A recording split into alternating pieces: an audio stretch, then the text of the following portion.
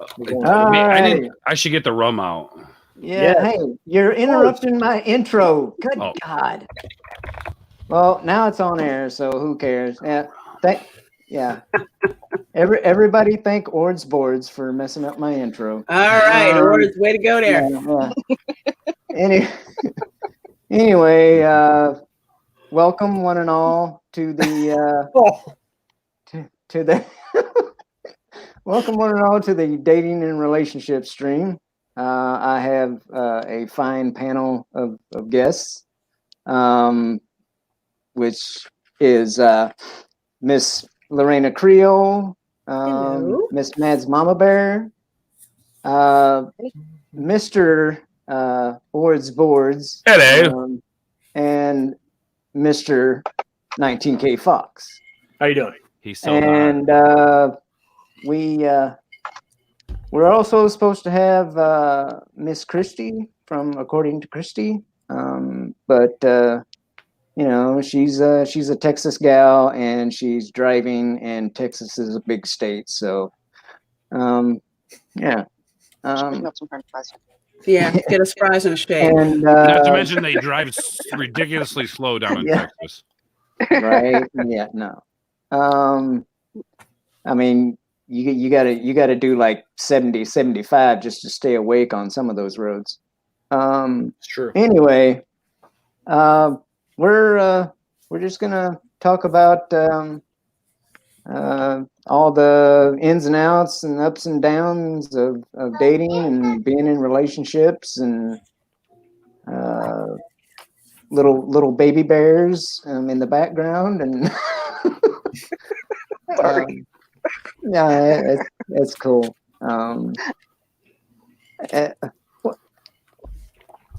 Christy heard that. She heard it. Yeah, wait a minute. Are you texting and driving, young lady? Yes. Voice chat or voice talk, man. Text talk. Yeah. So, so I don't know. What do we want to start out with? Let's see. Should we start out with how to start out? How to approach someone? Yeah, I think that's interesting. Yeah, that's probably a good place to start. I think there's a lot to talk about with that. The experiences people have in different social situations, bars, restaurants, that sort of thing. There's a lot to talk about. Well, since you're, go ahead. No. I mean, I'm just saying, like, it's funny because there's a few times, like, I don't normally go to bars. I'm not a big bar guy, even though I do work in one. I never felt like that was a great place to like pick up women. I don't know. It's kind of, to me, it seems sleazy. Not that like there's anything wrong with it, but that's just never been my game. I guess, but yeah, I don't know. Somebody add something. No, I think that's not your bag, baby. I think if you're to start out, I think you got to be honest with yourself. What are you doing this for? Now, if you're just going out, you're dating, you're having a good time, then just be honest about that, But if you're out there like looking for love, like getting married and all that, then you need to be honest with that too, Because I think in the beginning, maybe not the first thing you say to a girl, but that first date, you got to be honest, and then that way it can continue or not. But I think it's not nipping something in the bud. It's just being sort of forthcoming and letting that person know where you're coming from and what your angle is. Because if the two of you aren't, headed in the same direction, maybe it's just one date and you move on. Yeah, right. Because you really don't want to waste somebody's time. It's just like, if it's full disclosure, hey, I'm just doing this just to get out, meet people whatsoever. That's great, because you've actually been honest with that person, so they can't come back and say, well, you said this, that, and the other thing. No, I was completely straight with you, and you got to respect that. So something. I mean, and it's interesting you say that, because at least in my experience, I feel like sometimes, especially at a younger age, I think people don't realize what it is that they want. I remember being in some instances where you've been upfront about relationship status, like, hey, just so you know, like, this is fun, but that's all it is right now. Oh yeah, no, that's fine. And then grows the attachment. And then comes, all the drama that comes with the attachment. So yeah, it's like, yeah, you're right. Being honest with yourself, I think, is a huge part of going out to the dating scene and looking for somebody to either settle down with or get to know. Absolutely. Interesting part. Yeah. Interesting point, man. Wow. Good call. Like how I explain it to everybody is I'm right now looking for something just casual to start with, and we'll see what goes from there. Because there's always that possibility of, either it's just going to be something for fun or, actual emotions develop. So. And like when I was dating, a rule of thumb for me would be 3 months, like 90 days. Mm-hmm. You really, I don't know what the science says about it, but I like to think within 90 days, you really get to know somebody. People get comfortable after 90 days. They let their guards down. They kind of become themselves in a sense. You really see who that person is, whether they've been themselves the entire time or whether they've been putting on a front. So yeah, through 90 days is usually kind of my goal. Like if we're going to hang out for 90 days and things are good, then we'll assess and move forward from there. But that's just in my experience. No, that's actually a good rule of thumb, and one that I happen to use a lot. People can keep things, they can keep that front going for like a week, 2 weeks, a month, 6 weeks, but eventually you start to see the real person come out and you start to connect those dots. And usually around 3 months, you can, decide, hey, do I want to deal with this person, or you know what, it's not working, I'm out. So that's a very good point. I've used that myself. Yeah, like some of you guys know, my woman, Amber. She's amazing. She's in the chat. Hi, babe. Hi, Amber. Hey, Amber. No, saying, and you guys ask her. I mean, I kind of drug her along for a little bit, just to kind of see what she could put up with, man. Because I'm a very difficult person. Like, and I told her this. I'm a very difficult person when it comes to certain things. I deal with my own inner struggles, anxiety, I'll fight depression from time to time. But man, I tell you what, she hung in there and she really it's crazy how I can get upset about something and she knows it's not her. It's just, I'm upset in general. And she's really good at separating her personal emotions from, my emotions. She doesn't allow herself to be taken in by it. And, she's kind of a rock that way, but something I learned about myself through that 30-day or that 90-day period is not only am I able to handle a relationship like that, but can somebody handle me and my issues? So yeah, the 30-day rule. I mean, that should just be standard. Well, I saw this, and it's funny. I guess it's the way of the times, but I saw this. I saw this meme, and I don't know. Maybe I'm technically not a boomer, but that's the way the saying. But like I remember back when they were called pictures with captions. So I don't know where this word meme came from, but anyway, it was a picture of somebody pulling a suitcase, or with somebody walking with luggage in tow, and it said something along the lines of true love is finding somebody that's willing to help you carry your baggage, something like that. Absolutely. So I mean, it's like what you just said, it's and especially people like me who, middle-aged, we pick up a few things along the way. And so, it's like, finding somebody that's, willing to, go there with you, Yeah. And you begin to get set in your ways more, I think. I know, as a young person in the dating, let's say 20 to 25, the relationships weren't even, and that wasn't even a thing to me, man. You know what I mean? It was like, who's next? You know what I mean? Yeah. I think that's kind of like, it's the dichotomy of the young man, woman, and then the older man and woman. when you're young, you're still trying to figure out who you are, and you haven't fully become who you really truly are, you're going to be, or whatever, and maybe as you get older, you're more comfortable in what you think you are, who you are. So it's two completely different, situations to be in, really. And some of that is you're going to have to find somebody who's willing to grow with you as you grow and change as you change. And that can be intimidating sometimes. And that's a good point, Fox, that you bring up, because not everyone is for you, and not everyone is willing to go forward in life at the same pace that you are. So I run into that with a couple of other relationships. The guy was great, but zero ambition. And I have problems with that.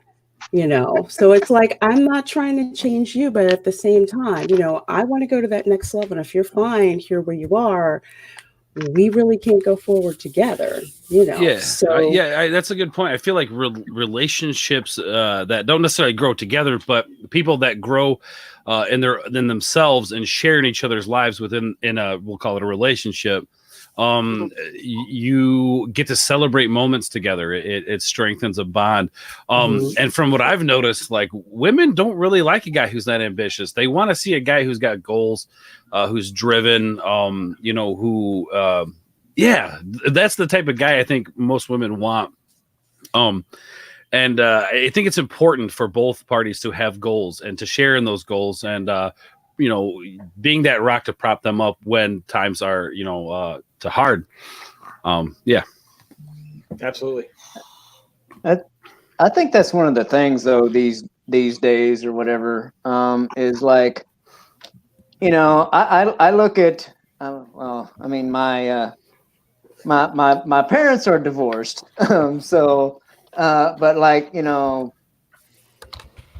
some of their or even still, like, a lot of their generation, but even more so my grandparents, their generation,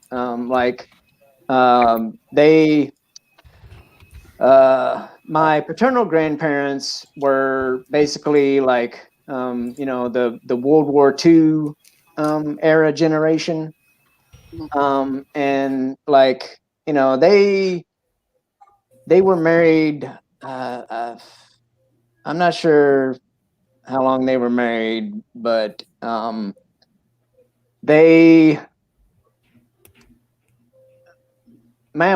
that's what we called my grandmother. Mamaw was still she was still a teenager. Like, I think she was like 15, 16 years old, and when they got married. And believe it or not, that's not as uncommon as you would think back then. But at the same time, that people from that generation or whatever, when they were 15 and 16 years old, they were a lot more mature than what you think of a 15 and 16-year-old these days. So they were more, they had more of the mental, the better mental state to actually go off and get married at a younger age. But now, but they, my grandparents were the same age, and they were horrible to each other, but they stayed together because my grandmother got pregnant when she was 17. Yeah. So I agree, Shellback, but and that was part of the way, of things back then too. It's like you fooled around, she got pregnant, so you got married. But my point to that, though, was like, I'm sure there were really bad times, but they stayed together, and they would work through things. And these days it seems like it's more of a, like the least little thing, and they're like, no, I want a divorce, or we're breaking up, or whatever. Yeah, that's a good point, Shell. Back I look at my great grandparents. I remember I got to know my great grandparents well into my adult age. I think I was in my early 20s, and I knew my great grandparents. They were married for 64 years. To think about that, Wow. there are people who don't live anywhere near that, and these people spent that much time together. And yeah, you're right. I feel like people don't understand struggle, or when struggle comes, it's so much easier to opt out than it is to sit down and talk about it and work through it. Because I feel like if people actually just stopped and listened to their significant other, and really tried to put themselves in their shoes, I feel like, self-reflection, if people were to self-reflect more, I feel like they could begin to understand others more and dealing with it. Because I remember having a lot of anger issues growing up and realizing that like these issues stem from something in my life, and I take it out on other people. And that caused a lot of codependency, in some of my early relationships. And realizing those things about yourself, and we'll just, use those as examples, or learning about yourself allows you to sympathize for others, especially, the person that you're with, and dealing with, their emotional stress that they have to deal with. Because let's be honest, I mean, it takes a toll on both of you in a relationship. One person has stress, kind of leading up to my point. There are days that people are going to be able to give, 50% in a relationship, and the other person's going to give 50% in the relationship. There's going to be days that only one person can give 20%, and somebody's going to have to pick up that other 80% in that relationship. And I think, and there's a disconnect with that. I think people see the first sign of tragedy, or I don't like this person for this reason, and then they're out. So that, to me, that's like, that is so important, to make sure that you guys, like, communication with those days and where you're at, and sitting down and having conversations about really what deep down inside bothers you in life in general. I'm sorry, kind of on a tangent there, but it's having the conversation. It's true, though. Judgment. What's that, Mitch? It's having the conversation about what's bothering you, and knowing you can do it without judgment. Right. Yeah, exactly. I mean, because like, some people are just so scared to like share, like, oh, hey, this is the thing that makes me have nightmares at night. I'm a person, I typically like to wear my emotions on my sleeve. I'm okay with people knowing my emotional state, because I understand, as a human being, we all have those issues. But yeah, do other things that I'm like, that are, from my past that I don't like talking about? Absolutely. But having a place to go to and say those things is so tremendous. And again, you're right, not having that judgment placed back upon you, but yet saying, hey, I'm an individual who's messed up too. It's okay. And we'll get through this together, sort of thing. And there's something else to actually add on to that. Also, when you're communicating, you have to realize that other person cannot read your mind. And so many people make the mistake of, well, I did this or I did this, so you should know what I'm talking about. No. Yeah, no, you said it. I can remember a specific instance, like, so like the mother of my child, like, we're not together, obviously, but over a lot of work and getting over things myself. Sorry, I gotta adjust my hair here. It's driving me nuts. After like hard work, and we co-parent perfectly now. We get along. Seeing the end game being like, this isn't about us anymore. It's not about me. It's not about you. It's about raising the little kid. But before that, when we were together, I'd be doing this around the house, and I'm kind of antsy. I like to, bounce around. Like, I'll start one thing over here, start another thing, and then by the end of the day, I'm like, oh, I got to finish all three of these things. So I was busy a lot, and she didn't like that. And I remember a lot of the issue was she wouldn't tell me, hey, can you just sit down on the couch and watch this movie with me? It's I was waiting around for you. Okay, well, you didn't communicate that with me. You didn't say, hey, I can't read your mind. Well, you should just know. How should I just know? Like, you have to communicate that to me. So yeah, I mean, that is definitely something that I've experienced with well, you should just know. Well, okay, then let me let me practice my psychic powers and whatnot. And I see that going back to your parents and your grandparents. I love my mother to death. My mother has been married 4 times, and That's fourth 3 one, too many. Well, the first one wouldn't have me and my sister, so we would be here. So that's what I'm saying. 3 too many. She should have been done with it and lived her life. But it took my mom a very long time to not be so codependent and look for that reassurance. And as in seeing that, I reflect on that, and I try not to do that, but that's hard because it's like you don't want to be dependent, but you also don't want to be too independent.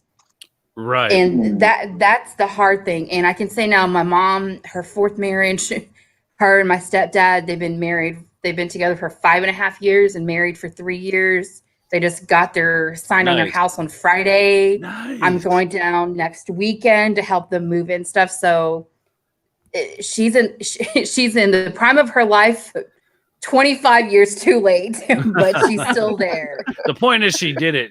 She realized some things about herself.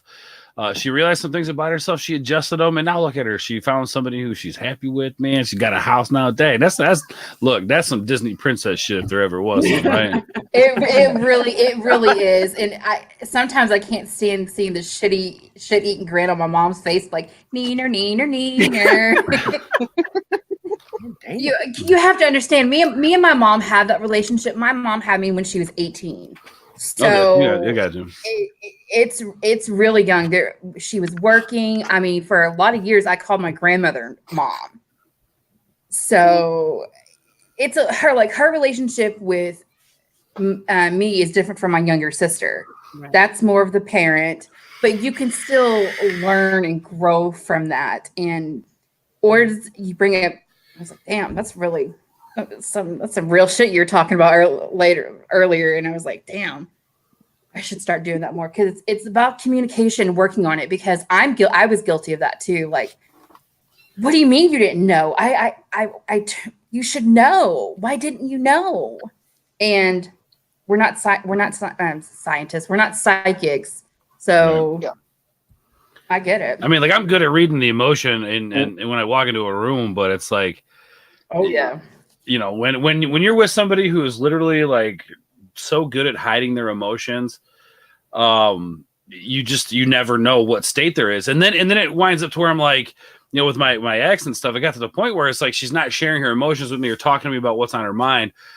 The only way I know how to get it out of her is to start yelling, and I don't want to do that. Who the hell wants to do that? And men are. Listen, we're dumb. Okay, we're dumb. No, you're not. No, well, no, hold on. No. You just need to tell us what to do. Because at the end of the day, okay, he's Fox, joking. hold on. Fox, please just tell me what you want me to do. There's a better word for it. It's dense. Men are dense. Dense, yes. Dense. There's something in there. It's just way deep down. Yeah. No, I say that, and Fox, it's funny you say it, because I say that all the time, man. I'm like, look, sometimes I just don't care about anything but me. Sometimes you got to be like, yo, I need you to focus in on this family here because I need you, and that's your role right now. Right? Yes, ma'am, you're right. I apologize. Yep. We going to the circus? What are we doing? Are we going to Six Flags? Whatever you want to do, we're good. You tell me, I'm going. Sometimes it's just that simple. It really is, man. It really is. But people make it so complicated. What's up, Christy? Please tell that to my sister. Please tell that to my sister and brother-in-law. Then, yeah, God, they fight all the time. Oh yeah, I literally will pop popcorn, and I'm just like, oh, good, here we go again. That's like how my sister and my brother-in-law are. I'm just like, goodness, really? You can't see that going on? You're not listening. She's not being honest with you. All of like great TV. I just want to sit there with popcorn and everything, but it's fun to talk. It's fun to talk about that. But when I see my 12-year-old niece and my 3-year-old niece walking in on that or trying to do that, I was like, let's go, girls. I'm taking them somewhere, because they're, no offense, they're sure as hell not going to have what I saw when I was younger with my parents because See, the I can't. 12-year-old. Yeah. I can't see. I can't do that. I can't like sit back and watch because I'm the guy who watches the movies. Like, oh, no, you said, oh, dang, I can't believe they said that. Like, I full That's will how do I that watch if, cooking but if the channels. girls are there, man. I think that's a lot of, sometimes we teach our kids what to expect from marriage. So That's very true. if some of us have, Mhm. that we've expected less. And so when we've gone into our own relationships, like, if he beats me, if he yells at me, if he treats me like garbage, that's what, dad did or whatever, my uncle did or whatever. And so I just accept, I think that's the way that it is. There's some people I know stuck. Well, I'll say they're stuck. They can get themselves out, but they're in a loveless marriage or relationship and they've accepted it. Yes. And Yeah, it's I mean, yeah. that's We are. No, Yeah, sorry, I didn't mean to cut you off, but we are a product of our environment. Like just to put it bluntly, like we learn from growing up, and then we accept, like you said, accept those things. But a very good point, Fox. Dang, blow my mind. It's just it's like I said, but for those two people that are in a relationship, it's fine. You two have accepted whatever it is, whatever substandard that you think that's fine, good. But when you bring kids into it, now you're teaching them, even though you're not maybe. It's not an actual, you're not intending to do it, but kids are smart. They learn from visual behavior. They see day in and day out. If they see mom and dad loving each other, embracing each other, fixing each other lunch, taking care of each other, all these things, and they see that for years and years and years, then they're not going to accept some asshole, who's not going to treat them right. They're going to be like, oh, I don't think so. I'm out of here because I know better. And just to tag on to what Fox was saying, or what he was saying, that's like kind of the issue it was with my parents. So they were married for I think like probably 30 plus years, and I did not want for myself the type of relationship that they had, to the point where I actually wound up, much to a lot of people's disappointment, breaking off an engagement. Because I just knew, I said, if I marry this person, it's going to be my parents' marriage all over again. And I don't want that to happen. And that was very tough. But, it's kind of like, it's better that I break this engagement than we wind up in divorce court. Oh, yeah, that's expensive. It's very expensive. It's expensive. And it was hard. I was a lady and I gave that ring back. But good God, that was tough. That was very, very, very tough. But that's right. As your kids, and you see this and you think, oh, this is normal, and it's really not normal. And if you don't see that pattern isn't normal, you wind up taking it to your next relationship, taking it into your next marriage, projecting that stuff onto your kids, screwing up your kids. And the cycle just perpetuates on and on and on. So true. So true. Well, like some of the things, like you'll be in a relationship or whatever, and it will, it'll go south, and then you break up, and then you get into another relationship, and you start thinking about that past relationship, like, oh, like I didn't do, I didn't do enough, or, like you think you didn't do enough or whatever. So, this new one, it's like you kind of try too hard, like when you should let it go, but you're like, well, I messed up on the first one.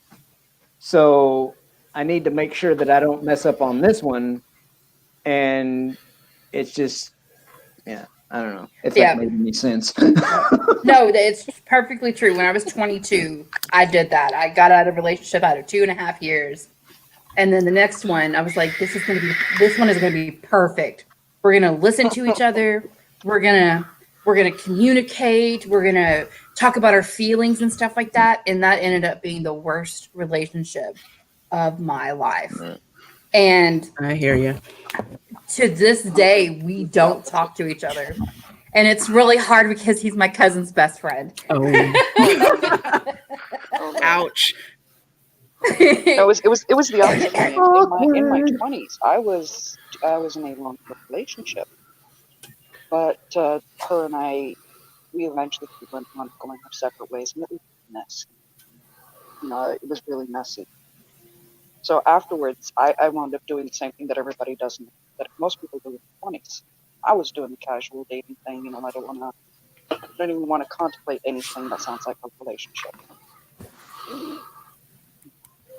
Yeah. That kind of went a different direction.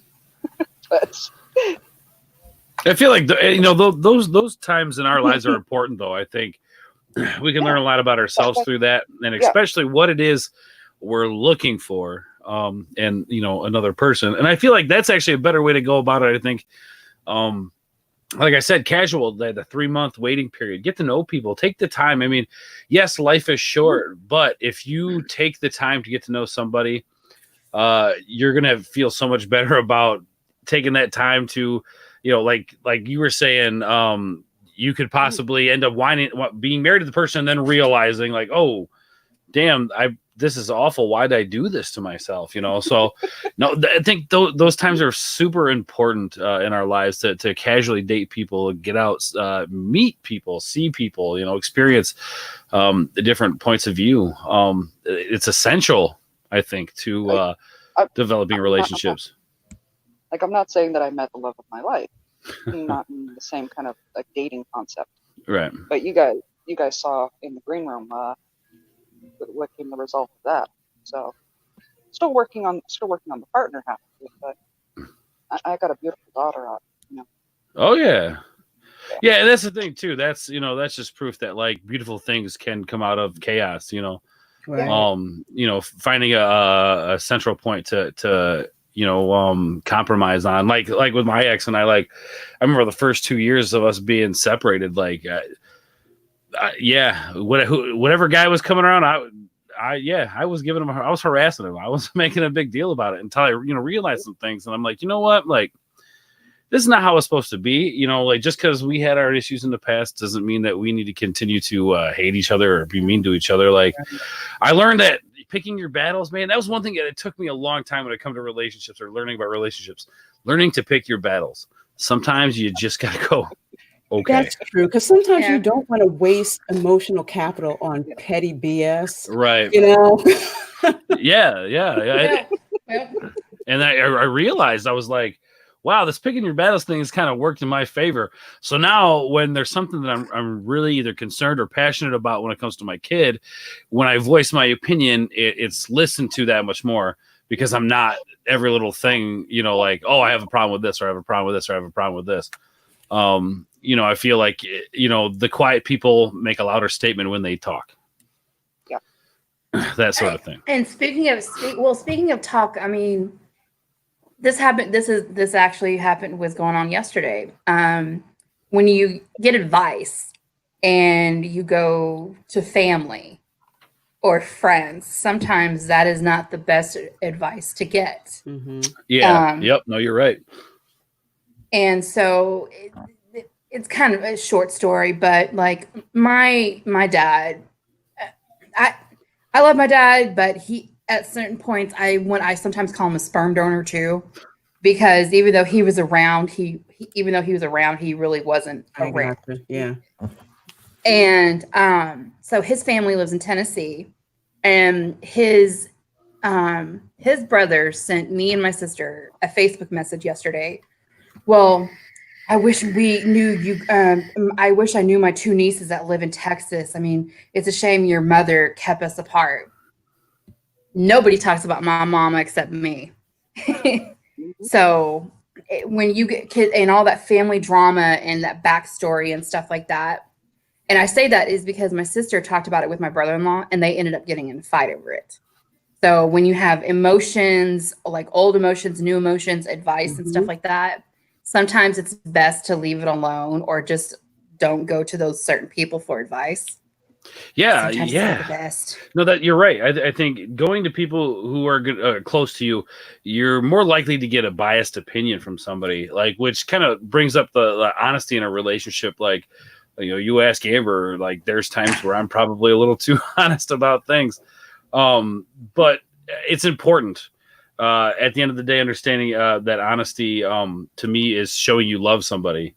I try not to be a total asshole about it. I'm sure sometimes I'm better at it than others, but again, being honest, and then realizing when you mess up, like just being like, hey, you know what, you're right, I screwed up and I'm sorry. Just having that integrity, yeah.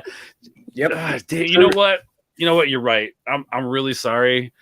This is how I'm going to make it up to you, or whatever, hell, not even making up for it, just acknowledging the fact that you messed up is, to me, a big gesture. Like, because people are so quick to go on the defensive, like, oh, what do you mean I forgot to do this or do that? Why do I have to do that or whatever, and it never has to go there, man. Integrity, have some integrity in yourself and humility, and realize that, like, you're not always right. And just acknowledging that, brownie points, man. Massive. Mm-hmm. Yep.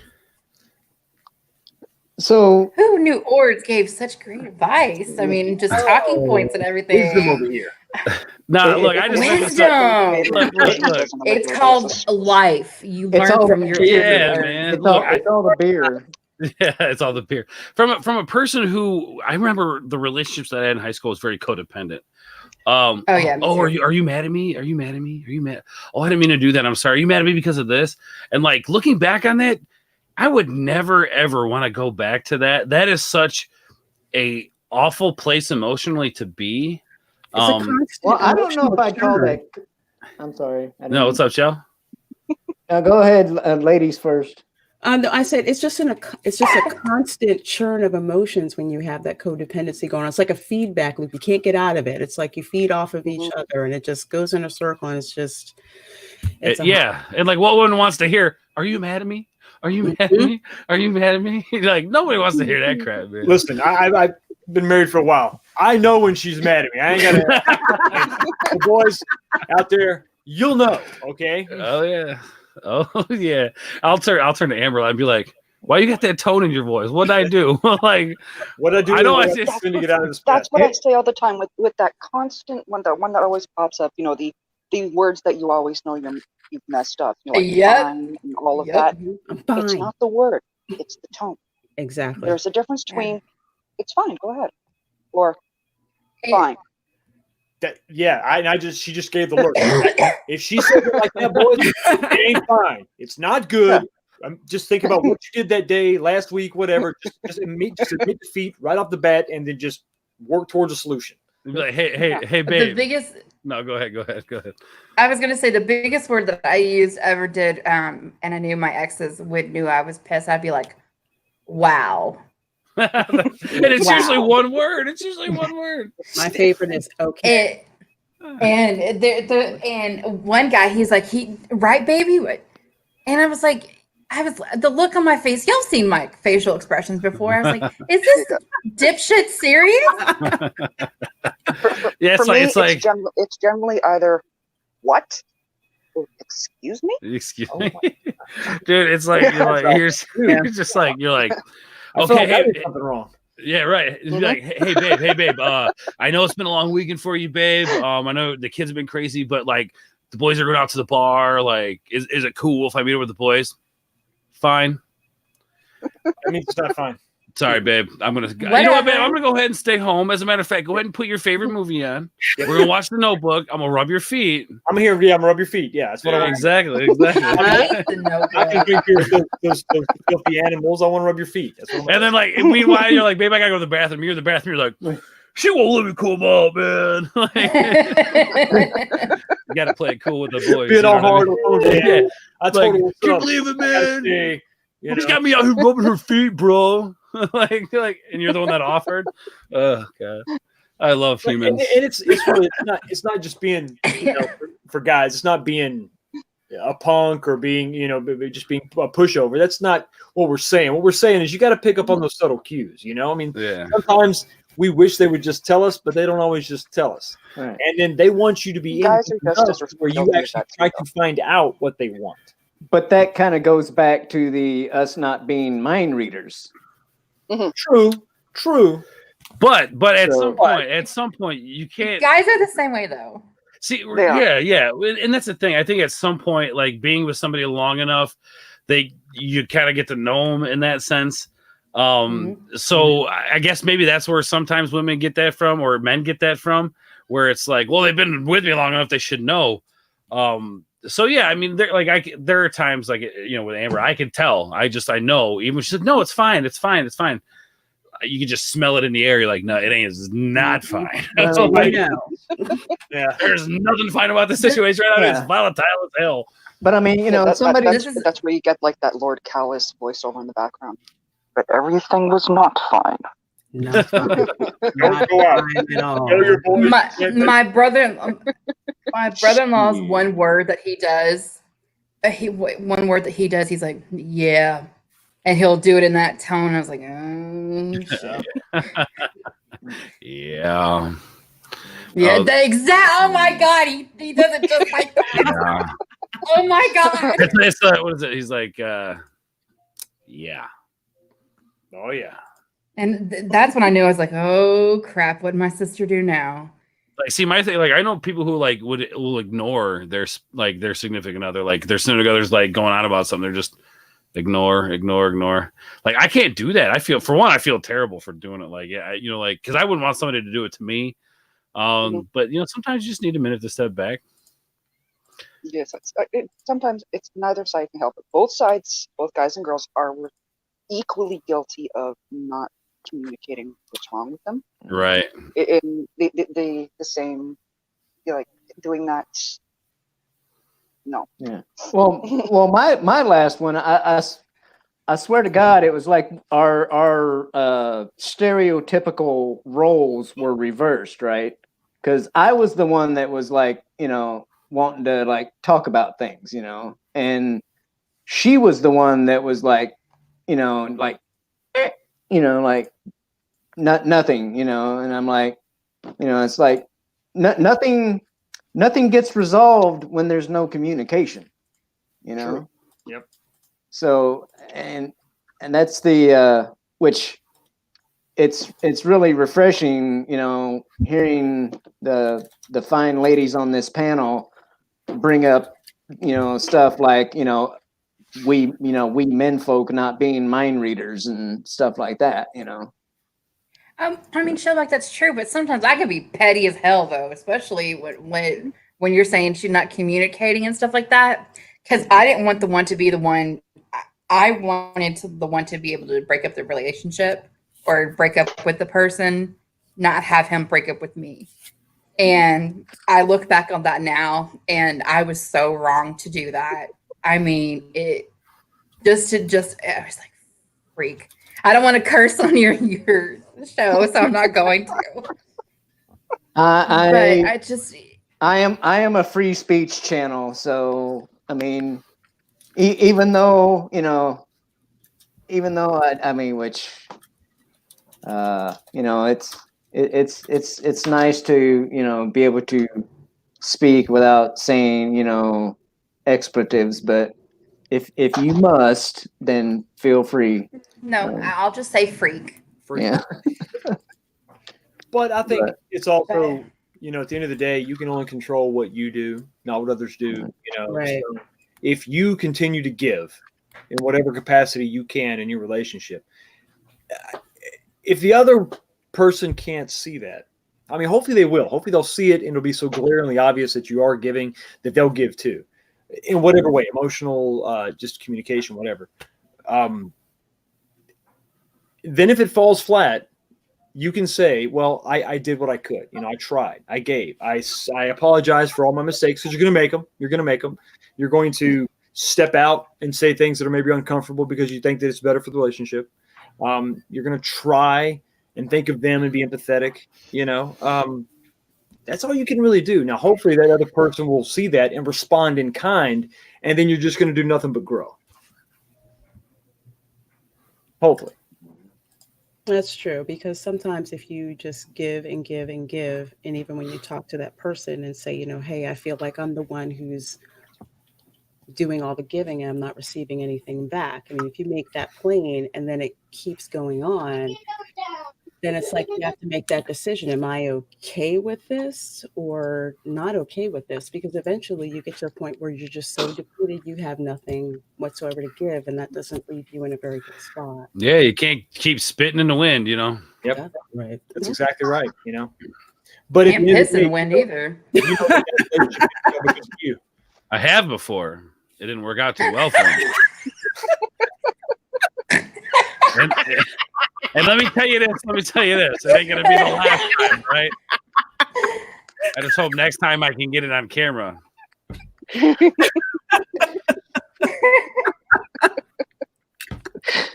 Oh, just popping on Thursdays. Should I always get her to start at least once? Isn't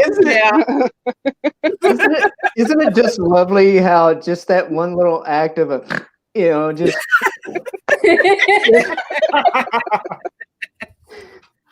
like, Sorry, Sean. I didn't mean to derail. Or did you post the StreamYard link? Oh yeah. Where? What do you mean? mm-mm. What are you talking about? Somebody What? posted a StreamYard link? What are you talking about? No. Look at the private chat. Look at that. Yeah. Oh, did I? Yeah, somebody said somebody. Yeah, Yeah. more somebody marked on you. Oh, boy. Marked on you. Oh, I did. Yes, I did on accident. Yeah, that's right. My bad. Sorry, guys. Well, I was trying to share. it out so I could get people in here. yeah. Well, they're in here now. Well, Heart was in the right place, but all right. Well, You want hey Showback, you want to kick me back for a minute?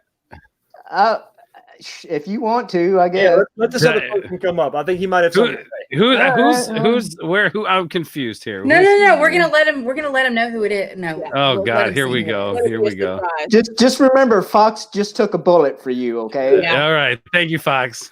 What is Yes. this? What is this place? I was wondering if that was you. All I buddy. saw was a StreamYard link, and I was like, "What is this? Who invited me on the show? Like what?"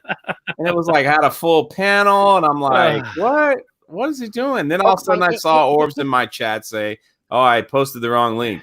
Disregard, disregard, disregard, disregard." I was like, "Well, I can't disregard now. Can't It's disregard a funny now." thing anyway. Thanks. You can't have a relationships and dating without like a handsome man on YouTube.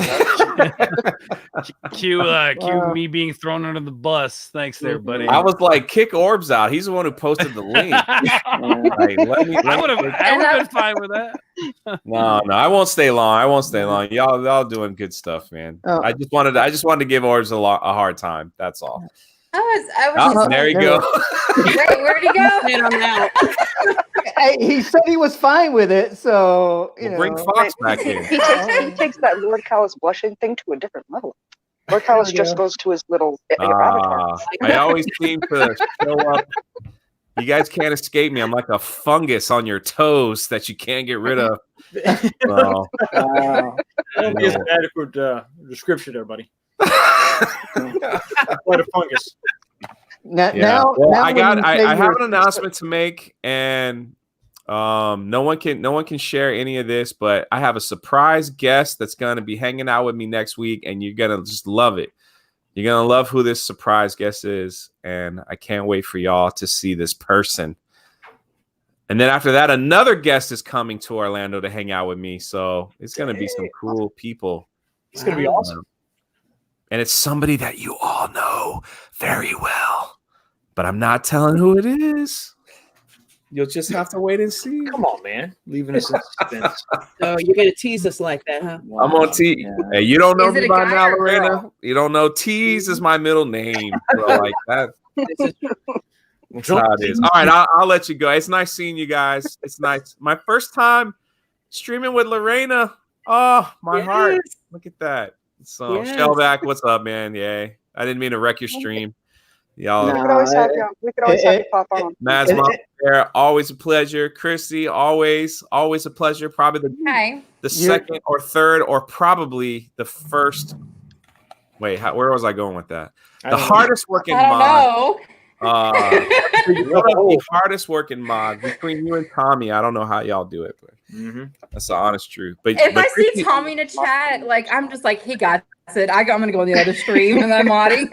like I was modding with Tommy's like great. on Gary's stream, and Chrissy's like, "Hey Jay, I got it. Just back away.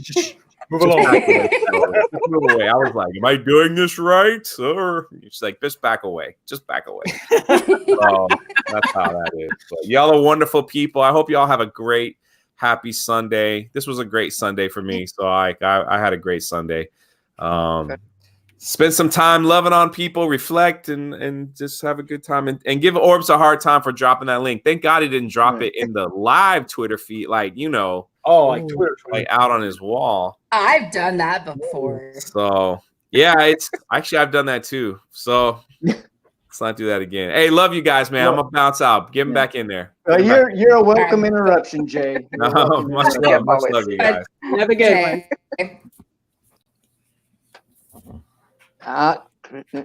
That was hilarious. Run away. I just want every one of you guys to know I made that happen. Oh, now the story done flipped. Now I made that happen.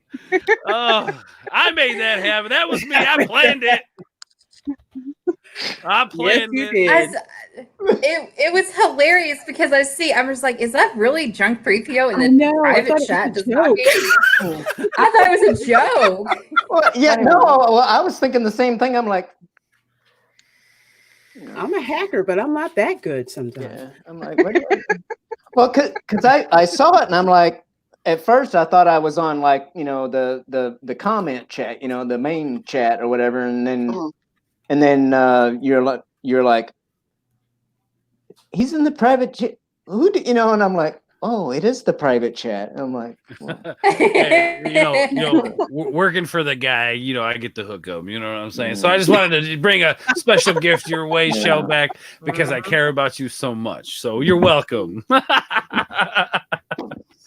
that's awesome. I don't know what he's talking about. If somebody's post. What about that post? Yeah, no, that's the first time I did that. No, but have you posted the StreamYard link to Twitter?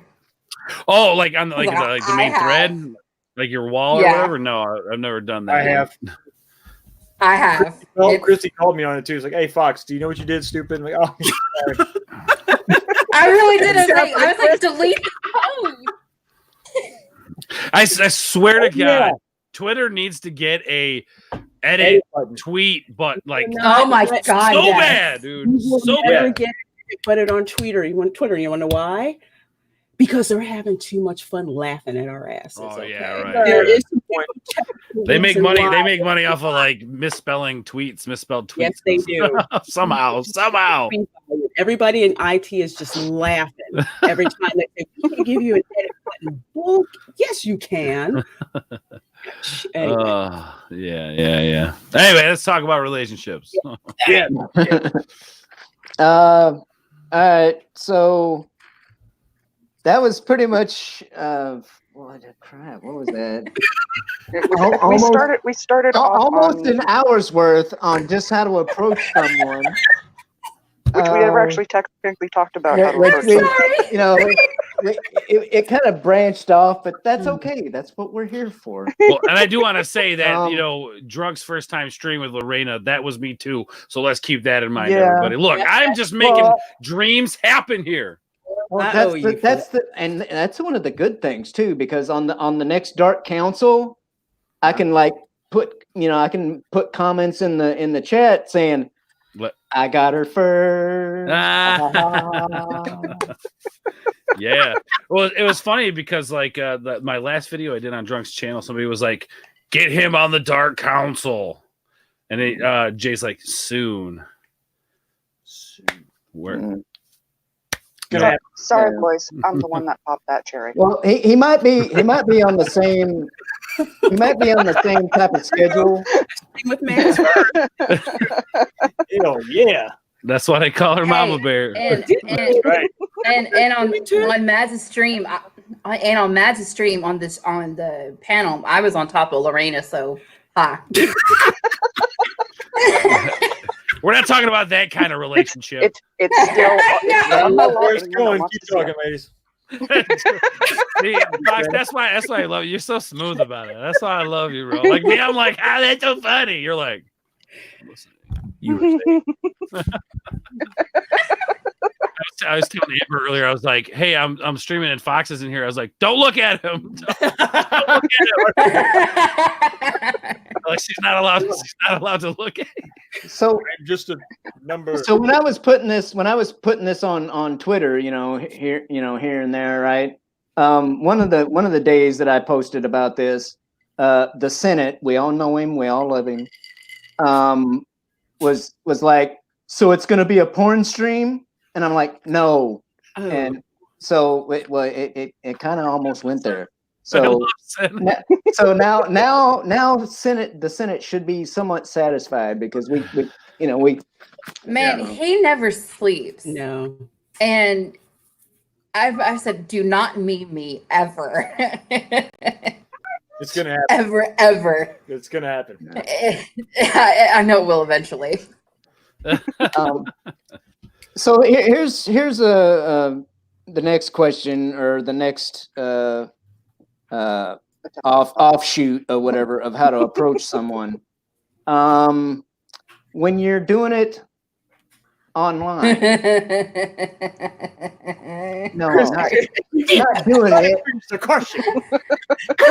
I'm gonna mute. I'm so sorry. I'm gonna mute myself now. Maybe I shouldn't have paused. Maybe I shouldn't have paused like that. You know what you were doing, Spellback. You knew exactly what you were doing. You knew what you were doing. Anyway. Didn't you learn not to pause? Oh, okay, I'm better.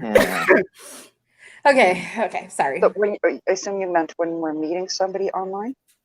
Yes, yeah, like meeting someone online. Yeah. Mm-hmm. Getting to know them. Yes. And since you like to mock me for my pause, you can. I would like to hear from you first, Christy.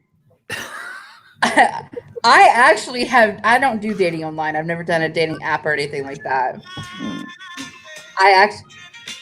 What in the world? That's not me.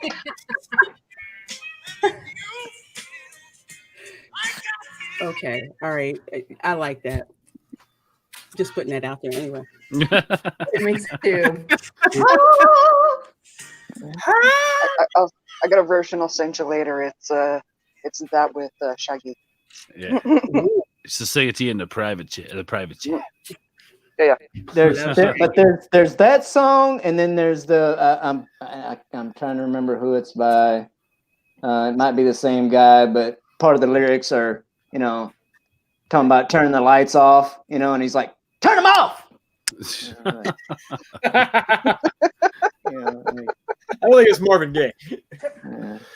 So yeah, you were talking about dating online, like meeting people online. Like, are you talking specifically about like dating apps or like any way, any form, just meeting somebody on the computer?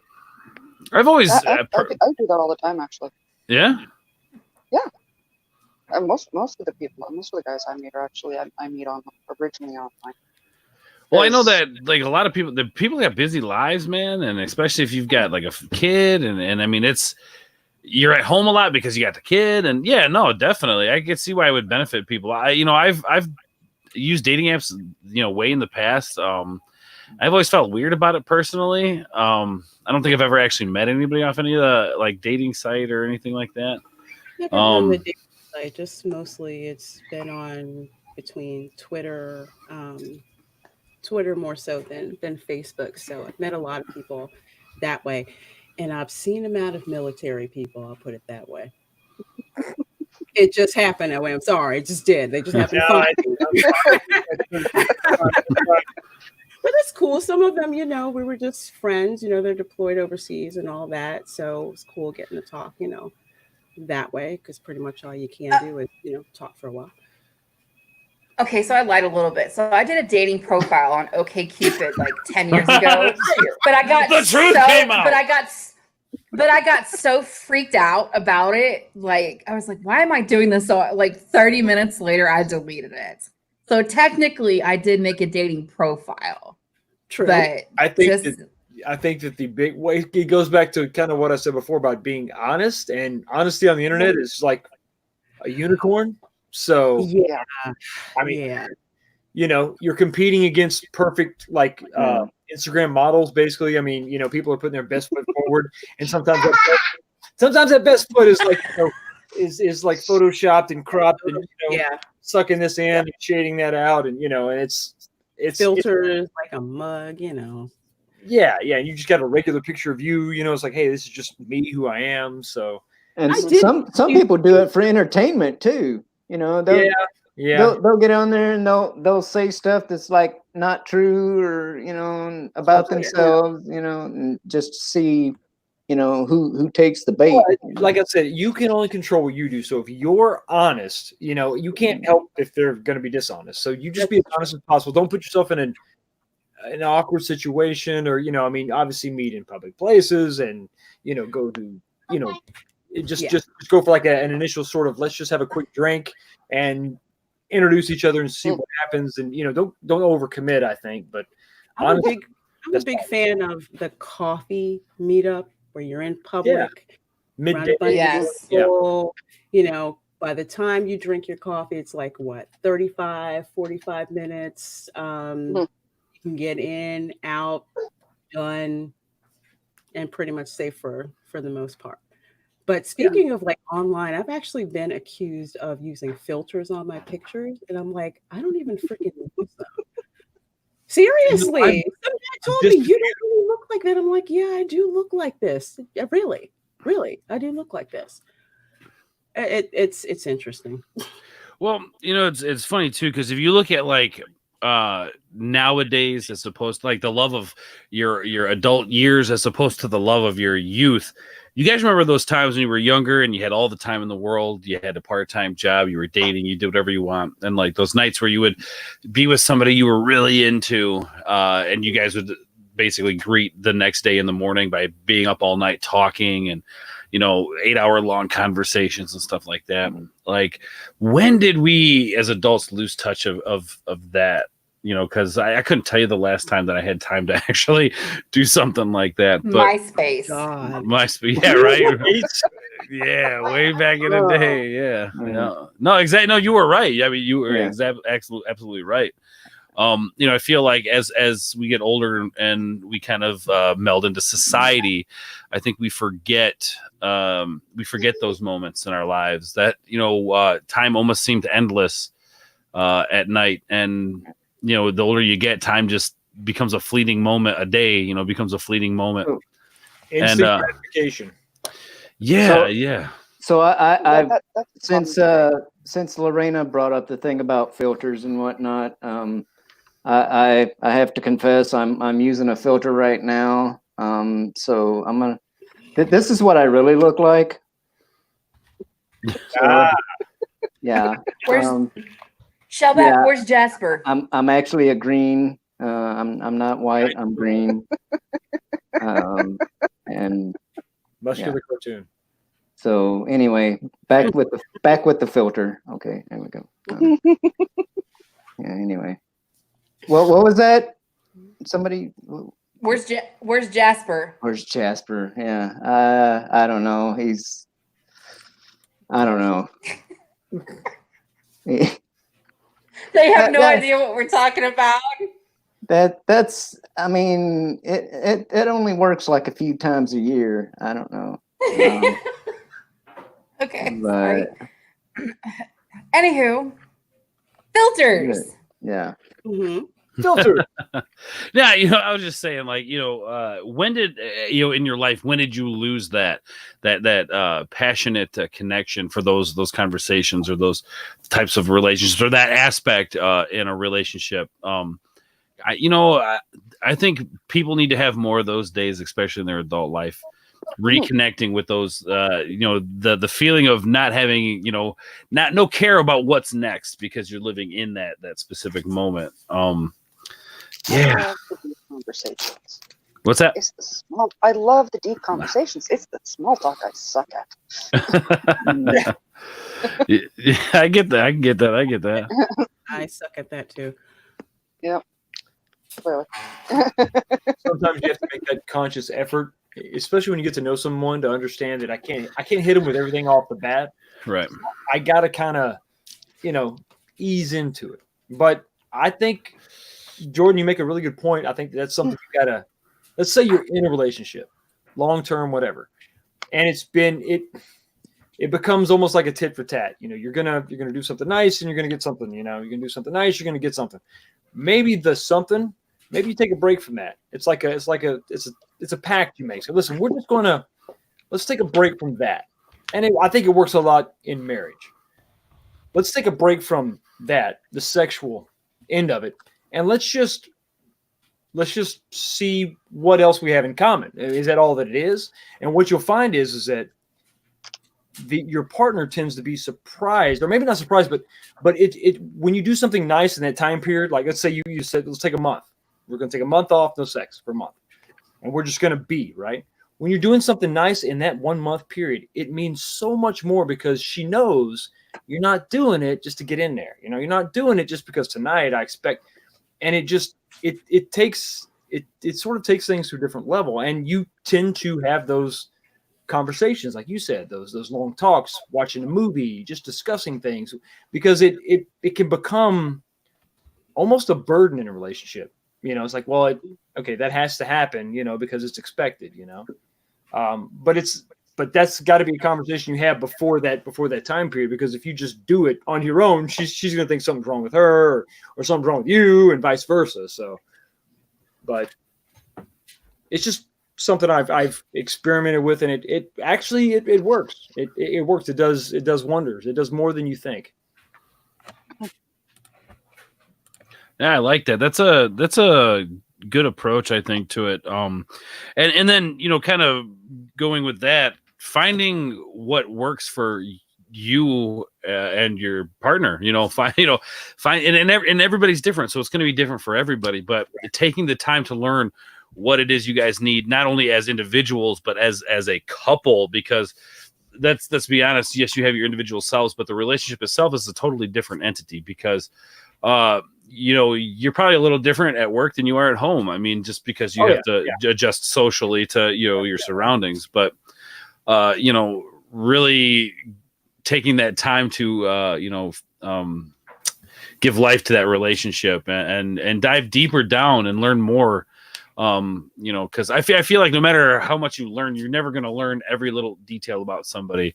There's always something new to learn about somebody, especially in a relationship. I don't feel like, some people who are married for 50 years can't find something new about their partner, because it's such a vast, people are so vast in their mind and what they do or how they conduct themselves or what they think, or right. It's such a vast thing that you can always learn something new about somebody, and maybe self-discovery of yourself, with the help of your partner.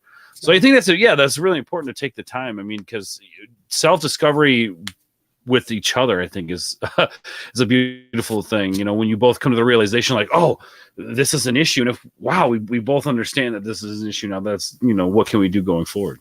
Right. One thing I wanted to bring up, and it's something I saw that was so sad, like a couple of months ago. I saw this older couple that was out, and I want to say they were probably in their mid-60s or something like that.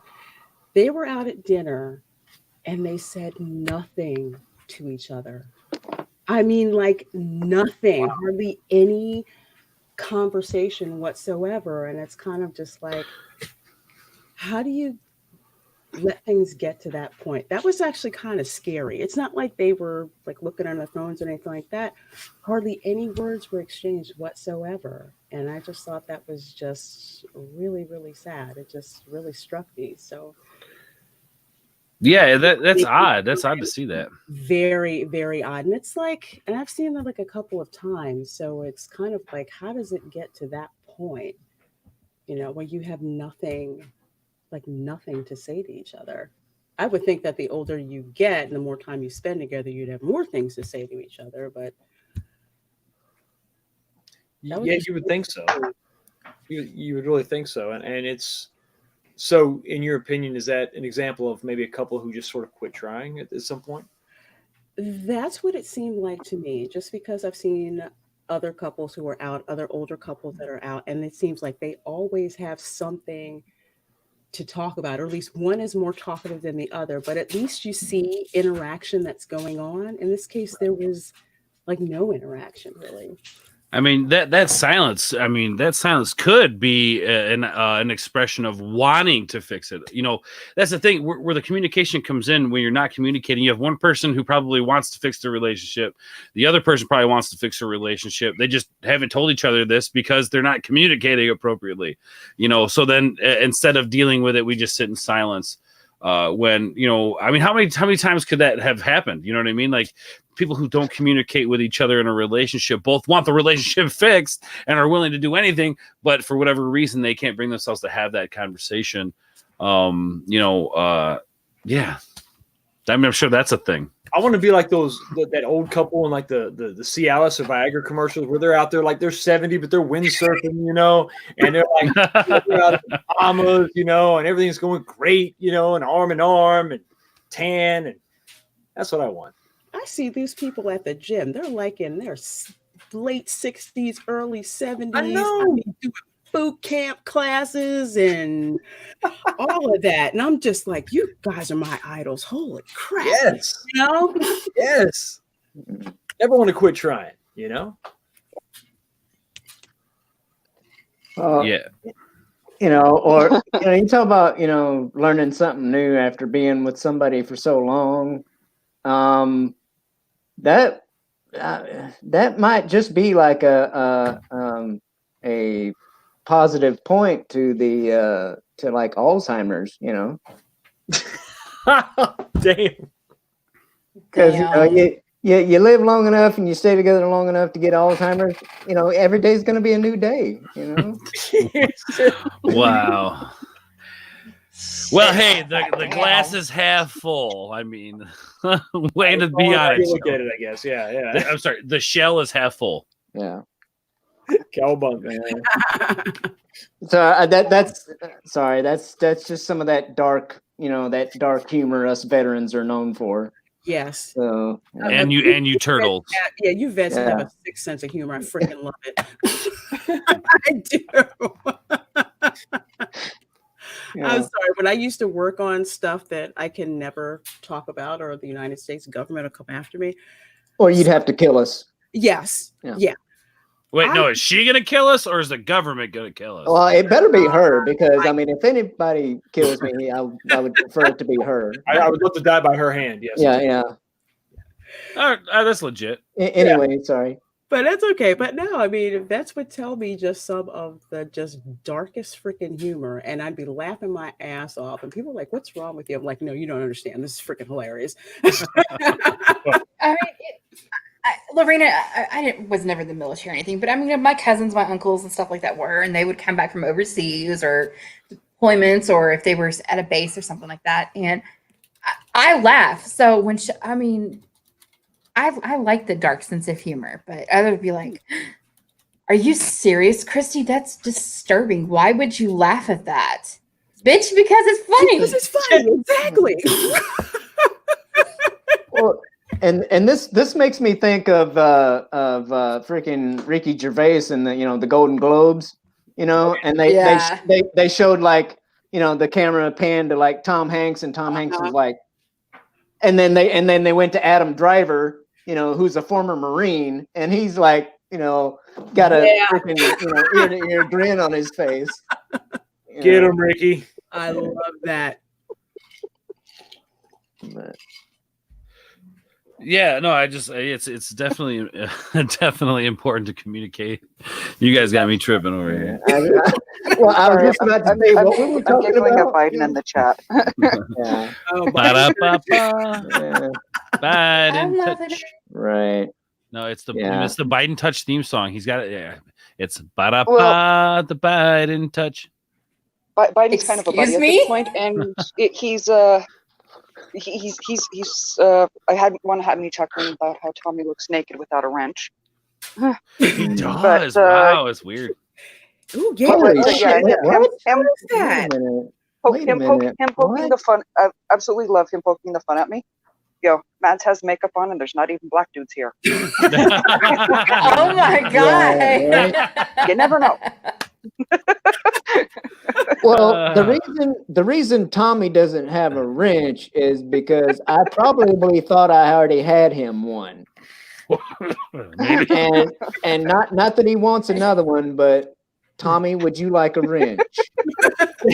I know you've got like a rolling toolbox full of, Okay, of so wrenches. I'm not gonna lie. I have a Nerdrotic stream on right now, but I have it on mute because I'm moderating his chat.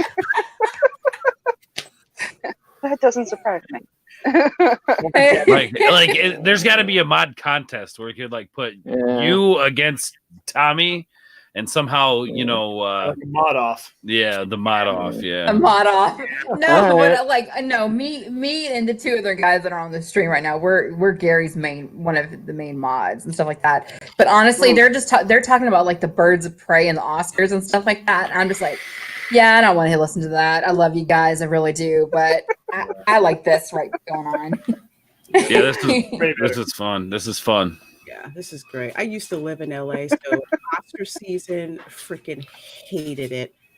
Cars everywhere. Oh, I bet. My hairdresser booked because she's doing whoever's hair for the Oscars. It's just a freaking hot mess. It's nobody who lives in LA loves award season. Why I live in the middle of nowhere, Illinois. It's awesome. Talk about a mecca of dating and relationships. Jesus. Oh, yes, yeah. Let's talk about that, Shellback. Let's talk about the kind of crazy toxic relationships there are. And yes, I'm going to bring it up. We're talking about Amber Heard and Johnny Depp. We might as well talk about that. Whoa! It does not freaking surprise me, considering Now they're going to come shut down the stream.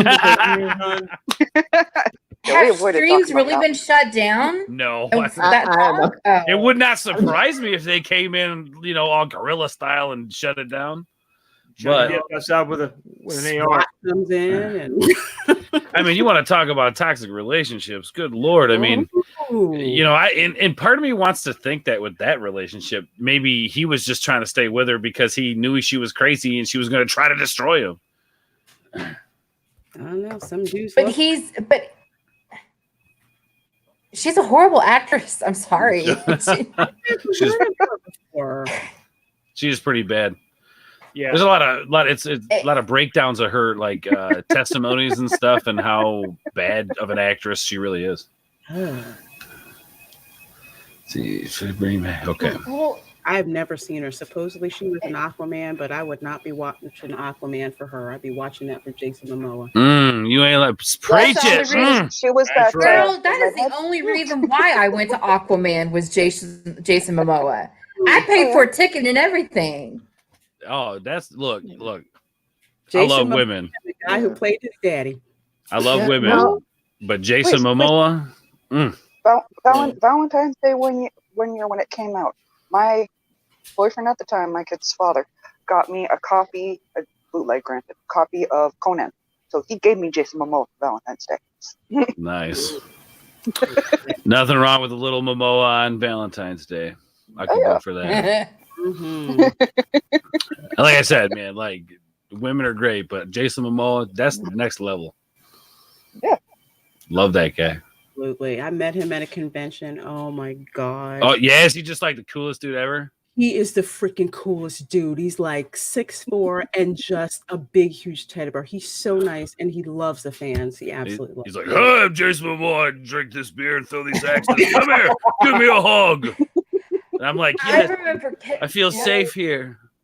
When he was Sorry. When they're here in Dallas, like, is it next month or in April, where they have like the Dallas Fan Expo? So he was there like early 2000s, like after when he was on Baywatch Hawaii, but then when he was on Stargate, and I'm like, holy shit, that's the same guy. It took me forever to realize it was the same guy. Yeah, she's got because I was like, down, boy. You will know. And what sucks is I have a picture with him and I had an autograph. But I was just like, who the fuck is Jason Momoa? Like back in like 2006, 2007. And I threw it away. Oh, what? Damn it, girl. Autograph pictures. You should I'm kick sorry, her for I'm that, done. Shellback. You should just kick her for that. That's a travesty. Yeah, get framed. Well, so yeah, I guess like Oh, if we're talking in the vein of that, like here, I don't even here's know what happened. I was on another screen. What just happened? oh, you got kicked out. Nothing. So, in that vein, like knowing when to get out of a relationship, when I think that's an interesting topic. What do you guys think about that? You mean before Oh, the absolutely. restraining order or after? Yeah, leading up to it, yeah, like the warning signs of like maybe some of your guys' own experiences that like you've been in a relationship and hey, there's some warning signs, and these are some of those warning signs, and why you decide to get out. Like when is a good time? What's up, Shellback? I know the reason that Johnny Depp stayed with her for so long is because he took the time and trouble and spent the money to have her to have a car built for her on overhauling. What the hell does that have to do with anything? I don't understand. Oh yeah, that whole debacle when he had that car done and then like she threw a fit about it or something like that. Ooh. Yeah, I don't know that show. yeah, no, that's all right. I used to watch it with Matt a lot. He's a real car junkie. So Yeah, and then like there was the whole show or something. yeah, probably Yeah, the idea of the show is it's usually some sort of like celebrity hookup or whatever, but they take someone's car and that's old, rusted, that kind of stuff, and they work it over from head to toe. New interior, new paint, everything. Oh, okay. it's a celebrity pimp my ride. Yeah, I was gonna say. As I was just thinking that. just less weird stuff in the actual vehicle. No, Is there anything? you know, like that? 500 TVs or a washing machine. Yeah, I think the one time they actually put no ridiculous stuff. cotton candy machine. Yeah, no candy stupid stuff. machine. Yeah. So yeah, like what That are some one made me go, what? what are some warning signs that you guys have experienced? The Like way she treats her mom. There was one girl that we were dating for a while, and I went home with her, got introduced to the family. The way she talked to her mom, I was like, you know what? I'm done. You don't talk to your mom like that. Tell us that story, dude. Holy crap. So we met at the mall, as most young children do, back in the day. I don't know, I was probably late teens, early 20s. And met, then we went out and, dating. And then finally, hey, let's go home and meet at my place. So we have dinner there. And I don't know what the issue was. I don't know what the problem was. Mom and dad were divorced long ago. I don't know, single mom, whatever. But the disrespect that she had for her mom. I mean, you talk about a turnoff because, I love my mama, mama's always been there. Mama's not perfect, but mama's mama.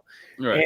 And it was just that it was like, okay, listen, if this is the way it's going to be now, I'm going to be that person she's going to be disrespecting in a few years. I can't, I don't, it was just it just felt so wrong. And I don't know that at the time I understood the significance of it, but it was just such a distasteful thing. I mean, because it was just rude, crude, belittling, all that stuff, And I was like, yeah, and eventually she's gonna be talking to you like that. yeah. So I'm saying I'll be the mom in the situation. You ain't trying to have none of that. You know what I mean? Right? Yeah. No, definitely, man. Yeah, that was indicative of like a long-term relationship and how she viewed it and how she treated it. I mean, and the new boyfriend, right, being me, was sitting right next to her, and this is how you're acting. I'm like, yeah. What an awkward place to put somebody. Yes. In. Like, I'm just meeting you, and here you are calling your mom this, that, and the other. Yeah, I'm like, this food is great. Can we talk about something else? Yeah. Oh, that's the thing. You can't be. You'll look awkward. I've got the ultimate in awkward. Yeah. Oh, yeah. Let's hear it. Yeah. I know the girls have heard this one before, but first of all, yeah. If you're on your phone texting all the time, get the fuck up. I hate that. Yeah. But there was this one guy, and I was, God, I can't remember the whole story. I was venting at him because we met online. We were talking back and forth all the time. And we really meshed well online.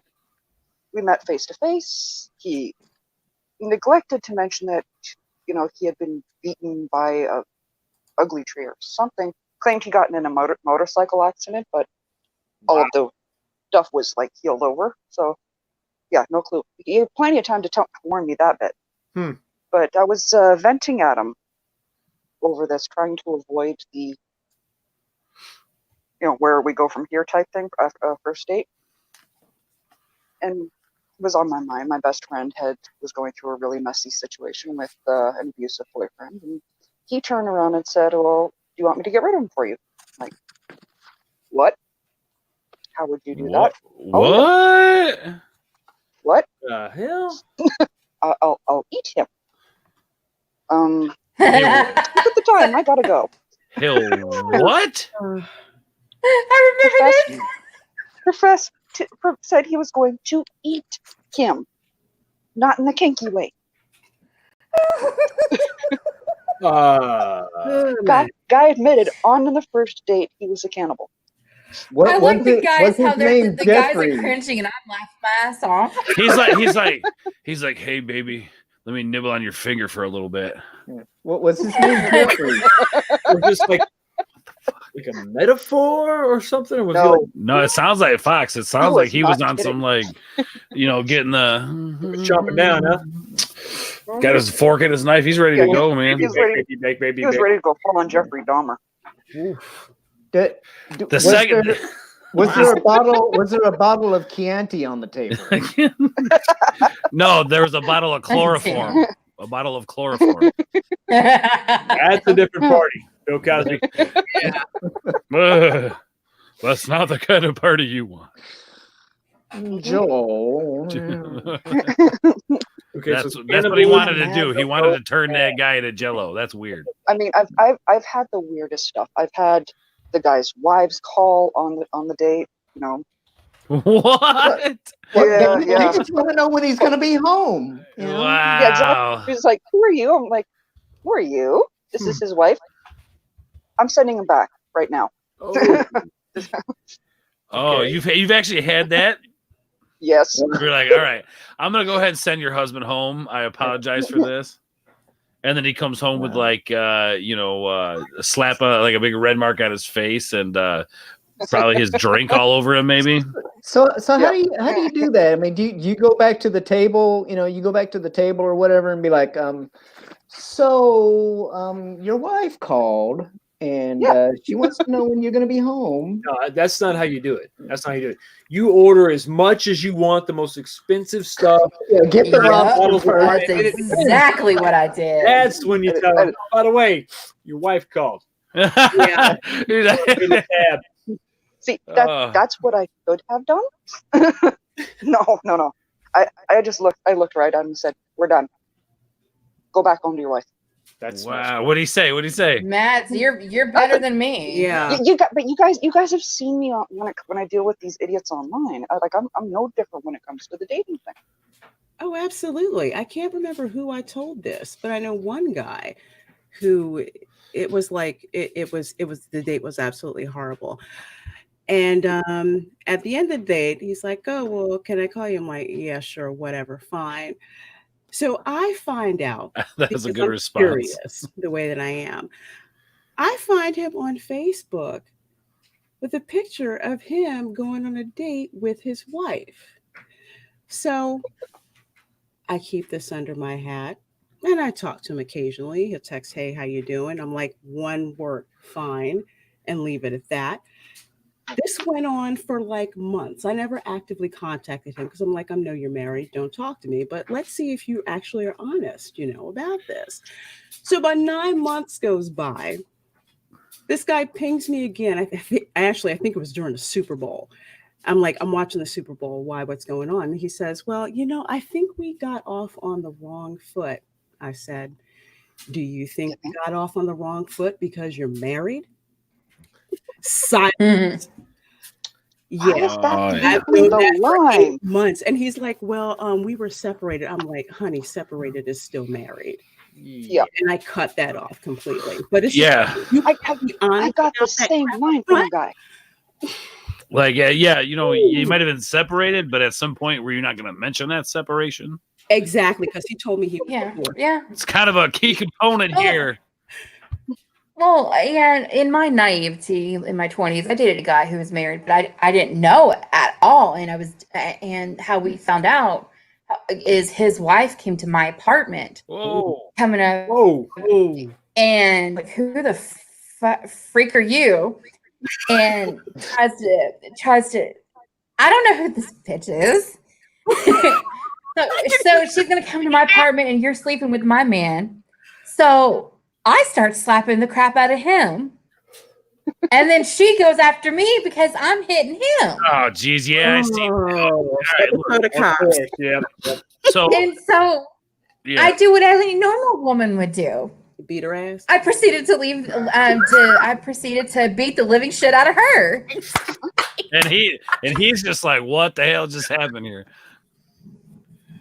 I mean, He probably broke out the popcorn and was like, Well, it's crazy because like for some of you that like maybe know me, the few years ago I was arrested and it was my 30th birthday weekend. We won't go into the details, but something that was interesting about that weekend in jail was the amount of domestic battery charges. These guys that were in here for it was like a whole bunch of them were in there for this domestic charges, and they would say like this one guy in jail was like, oh, I can't wait to get out of here, man. She called the cops on me. I'm gonna whoop her ass when I get out of here. I'm like, that's what you're in here for, bro, for beating her ass. And now you're sitting here with the CO right there, and you're talking about how you're gonna get out of jail and beat her ass. And then the craziest thing about it though is that Monday when we go in front of a judge, then women are there bailing them out. Yeah. That It's the hell. it's a messed up cycle. it's a very messed up cycle. It truly is. It very much is. Going to like my story about the restraining order, where you guys were talking about red flags and all that in a relationship. Yeah.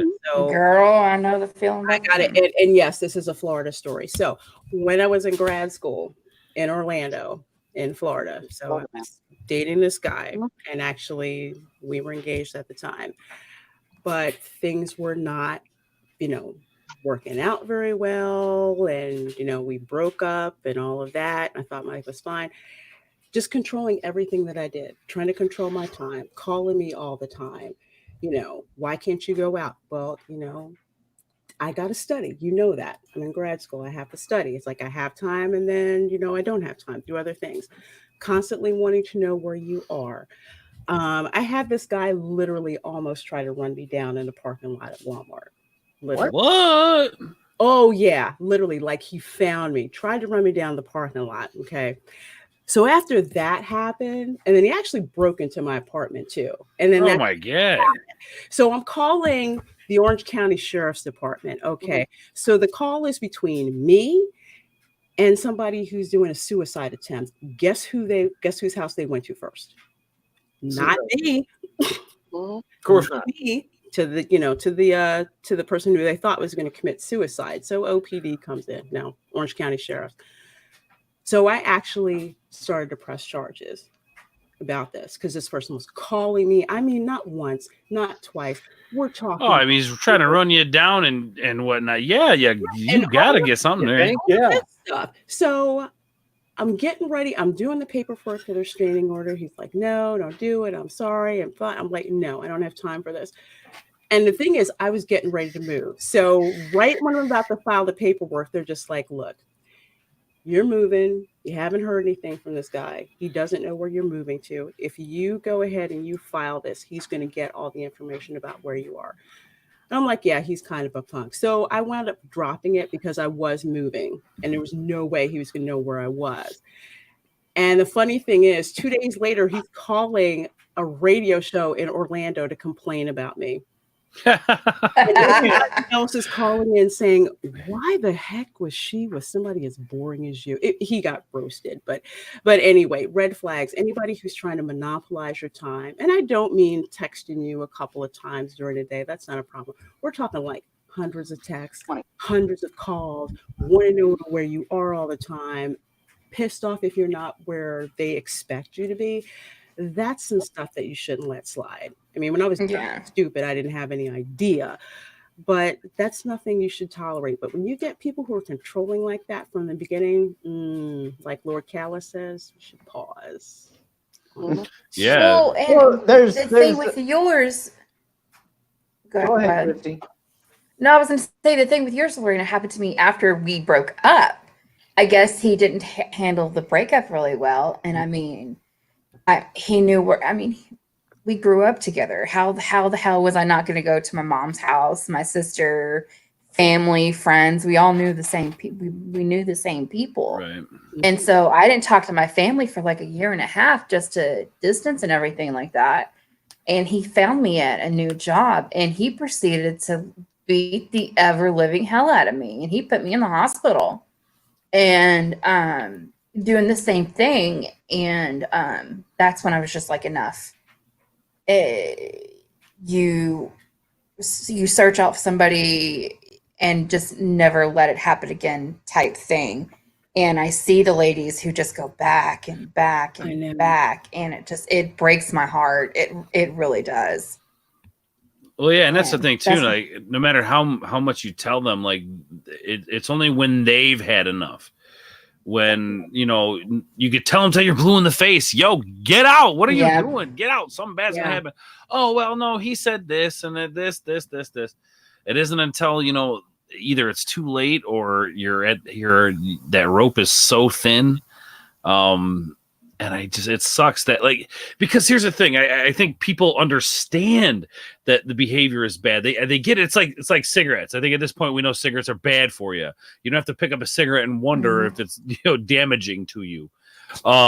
With that being said, this is the same kind of situation. Like, that, like, we know as human beings, I think, just from, a moral understanding of how society, functions with its morality.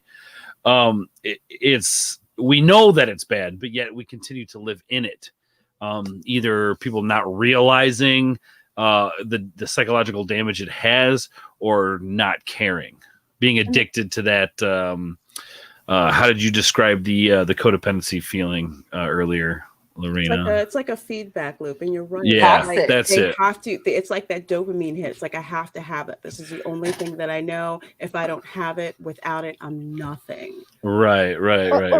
Sometimes it's not that cut and dry. Sometimes it's also they honestly believe they can't do better. That's true too. That is absolutely true, man. You sit there and you convince yourself, so long as I'm the one getting it, it's not happening. Right. Mm-hmm. And the thing is, there's a difference between, texting, hey, what are you doing? Because you're just curious, and you actually care about the person, and you want to know how their day is going or whatever, versus what are you doing, and why, it's like the codependency, whatever thing that Ords was talking about earlier, when, you're not mad at me, are you? I don't really consider that, codependency, like in a bad way, because they actually, care to ask you that question. So I can see what you're saying. I guess to my point was, like, the repeated, oh, are you mad at me? What did I do? Did I do something wrong? Are you mad at me? Yeah, I think it's good to show that you care. Yeah, hey, are you mad at me? Like, if you are, is there something I could do to fix that, or can you tell me what I did so that we can go forward with that? Being healthy, the part where it becomes not healthy is the obsession over it. Like something I think about, like something I don't necessarily struggle with it now because I've implemented it in my life, but I used to be that person in the codependency thing, but now it's like, hey, everything cool? You good? Everybody good? Yeah. Even if I get that sense of like, no, sometimes you just have to be like, leave it at that and walk away from it, man. Yeah. You know, do. you You can't. really Yeah. You may not be ready to talk about it. Yeah. Yeah. Right. You just got to be like, okay, you said everything's good. I'm going to trust you. You know where I'm at when you need me. But You it's know, like it can't be this constant, when you're up, I'm up. When you're down, I'm down.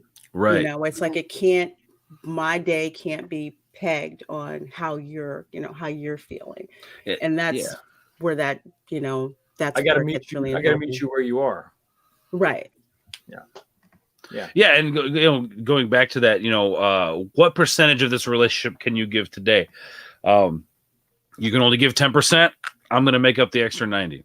Mm-hmm. And that could entail again being like, everything cool? Yeah, okay. It doesn't sound like it is, but I trust you. I'll be over here. Let me know. Giving you, it's like I'll give you your space, but I'm not going anywhere. Sort of thing. And, I think that's where it becomes healthy. Where it becomes not healthy, it's the obsession over it, and you needing to know that somebody's not mad at you for your own self gratification to make yourself feel better. I like she was saying the dopamine hit. Yeah. Shellback, unfortunately, I do have to bail out, but I have enjoyed this like crazy. I can't believe this much time has gone by. It's been awesome. Yeah, we may have to do a part 2 or something. Too much content for one stream, right? Yeah. Oh no, I totally wouldn't mind doing this, every once in a while or semi often or whatever. Yeah, we could just do this regularly once a month. Hey, let's talk about relationships. Let's talk about humanity. I always look for these kind of streams where and they're never there. Yeah. Well, and that's the thing. And I think it's one of those things people say, oh, I really want I would really like one of these streams. But then when they're there, like, people aren't interested in it. But I think it's important. And I think, even if just the panel gets something out of the stream, like somebody out there is going to take it to heart. Somebody out there is going to see it, and it could be the difference, man. Well, according to the handy dandy little people counter, that StreamYard gives you, we've stayed anywhere from 8 to 13 people. Yeah, 13. So yeah, 13 which for me, maybe not somebody as famous as Fox, but for me, that's like awesome. Okay. No, 13 is good, man. I hardly ever get 13 in mine. It's tough to hold that much attention. Come on now. Yeah, I honestly, I think part of it is because you promoted the hell out of it too, which is good. But I don't mean to shut the whole thing down. I can go and y'all can continue. I apologize. I'm not trying to insinuate that. Oh no, Fox. I wasn't planning on quitting yet. Okay. Yeah. So whatever, Fox. Yeah. Love you, buddy. I gotta go tend to this Fox. if you know what I'm saying. Hey, real quick, Fox. Do you ever have guests on Bourbon Talk? You know what? I just started, and I think you're on the short list there, kid. Oh, the short list. Damn. Oh, hold on. I got to celebrate. That actually makes me think. Who? Because I heard the name Clint, right? Yes. The guy's name was Clint. Yes. I saw that. I caught that. Yeah. Who is this dude? Okay. Like, do we know him on Twitter or something? He supports the guy reacting to Stig's video. No, that was somebody else. It's Leonard. No, this is a big supporter of your channel, right, Fox? This is one of my longtime supporters, one of my very first subs, and he on. And I'm like, you know what? Because I had Mary on. Mary was the first one that came on at Bourbon Talks. It was usually just me, but she came on and he wanted to come on. I was like, you know what the hell? Let's do it. So, but I think I'm gonna turn it into having a guest on, and it's just me and one of the guests, and we're just gonna get after it. So, yeah. So, but like, what? Great idea. The Clint guy, does he have a Twitter or a YouTube channel or anything? But it's very limited. He's only got one video, but his name is Bruce Logan Frank Rogers. Wow, that's it. Yeah, I know, and he's only got one. I trying to convince him to maybe shorten that, something a little, smaller, catchier. But he's just got one video. But he's just a supporter, great guy, former military, combat vet, from Texas, good guy. So I just had to have him on. So Hell yeah. Texas. So anyway, hey, listen, I love all y'all. I got to go, and let's do it again. Yeah. Sounds good, Fox. We'll see you. Bye, Fox. guys. Thank you. Come by. Miss Lorena, it was about time. I'm glad. Yes. Bye, guys. Bye, Fox. I mean, But yeah, if you're in here and you haven't tuned in to Fox, do it, because he's a good guy. He's got good stuff. do it. He's easy on the eyes. He likes bourbon. Yeah. I mean, Fireball's better. even a straight guy is like, Fox is kind of a good looking dude. Hey, you got to give credit where credit's due. You know what I'm saying? It's okay. It's okay to laugh. It's so hard not to call. Do y'all know who Rhodes Rants is? Yeah. Yes. Mm-hmm. Okay, he calls Fox. Okay, he calls Fox Foxy. So, and when I see somebody just put in the facts like "Bye Foxy," Becky did. I'm going to be like, "Bye Foxy." You should have said it. I should have. Man, Becky had a horror story about Fireball. Fireball, yeah. I have not get had it. Fireball. I have Jim Beam Kentucky Fire. That's good too. Yeah, that's some good shit. Sorry. Sorry. It is. It is. That and Wild Turkey Bourbon. Woo. Anyway. Wild Turkey is good. No lie. That's some good stuff. Like Fireball, I gotta be honest, guys, that's kind of gross. Like, if we're talking whiskey, let's drink whiskey, not cinnamon whiskey. Well, I mean, I blame my brother-in-law because he bought it for me for Christmas, and I just there's like with vodkas and tequilas, I mean, there's brands that are smoother than others. Yeah. Well, I can't afford the ones that are more smoother, so I ended up with the reminds me the shitty ones that Girl, taste I like remember turpentine days when I sometimes. had to get Mad Dog 2020 because Oh, that shit. was the only Lorena, you might remember this alcoholic drink. It was Avalanche. It was basically a liquor bottle that had candy on the inside of the bottle, essentially lining the inside of the bottle, and the liquor was in there with the candy. And there was a cinnamon one and like a peppermint or spearmint one. It was like one was Avalanche, which I think was like the spearmint or peppermint one, and then there was one that was like a cinnamon one. I don't know if you guys remember this at all. I have never heard of that. If there would have been candy and liquor, I would have been on that. Oh yeah, it was like yeah, I would have been on that. I would have been on that like shit on steam. Okay, well, it was like the bottle was lined with the rock candy you get when the wooden sticks and stuff. Like that's the style of candy that it was on the side of this liquor bottle on the inside. I'm gonna find it and send you a link. Wow. But we used to drink this. We used to drink this way back in the day, and it was like a hangover, like central. Like you knew you were gonna be feeling like, that's Jaeger. Oh, I don't mess with that. Woo! now that's a drink you want to keep out of your relationship, right there. Oh yeah. I don't. I don't touch that either, but not anymore. But I was like 21, 22. It's good. It's delicious. It's real good.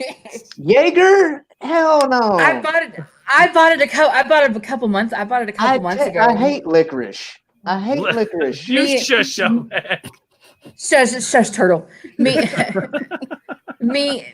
and my cousin and his wife and my best friend, we were all just chilling at my place. We're just talking like, let's go buy some Jaeger and do something like Jaeger bombs or like do quarters with Jaeger, something like that. And they had to stay at my place. I have a 1-bedroom apartment.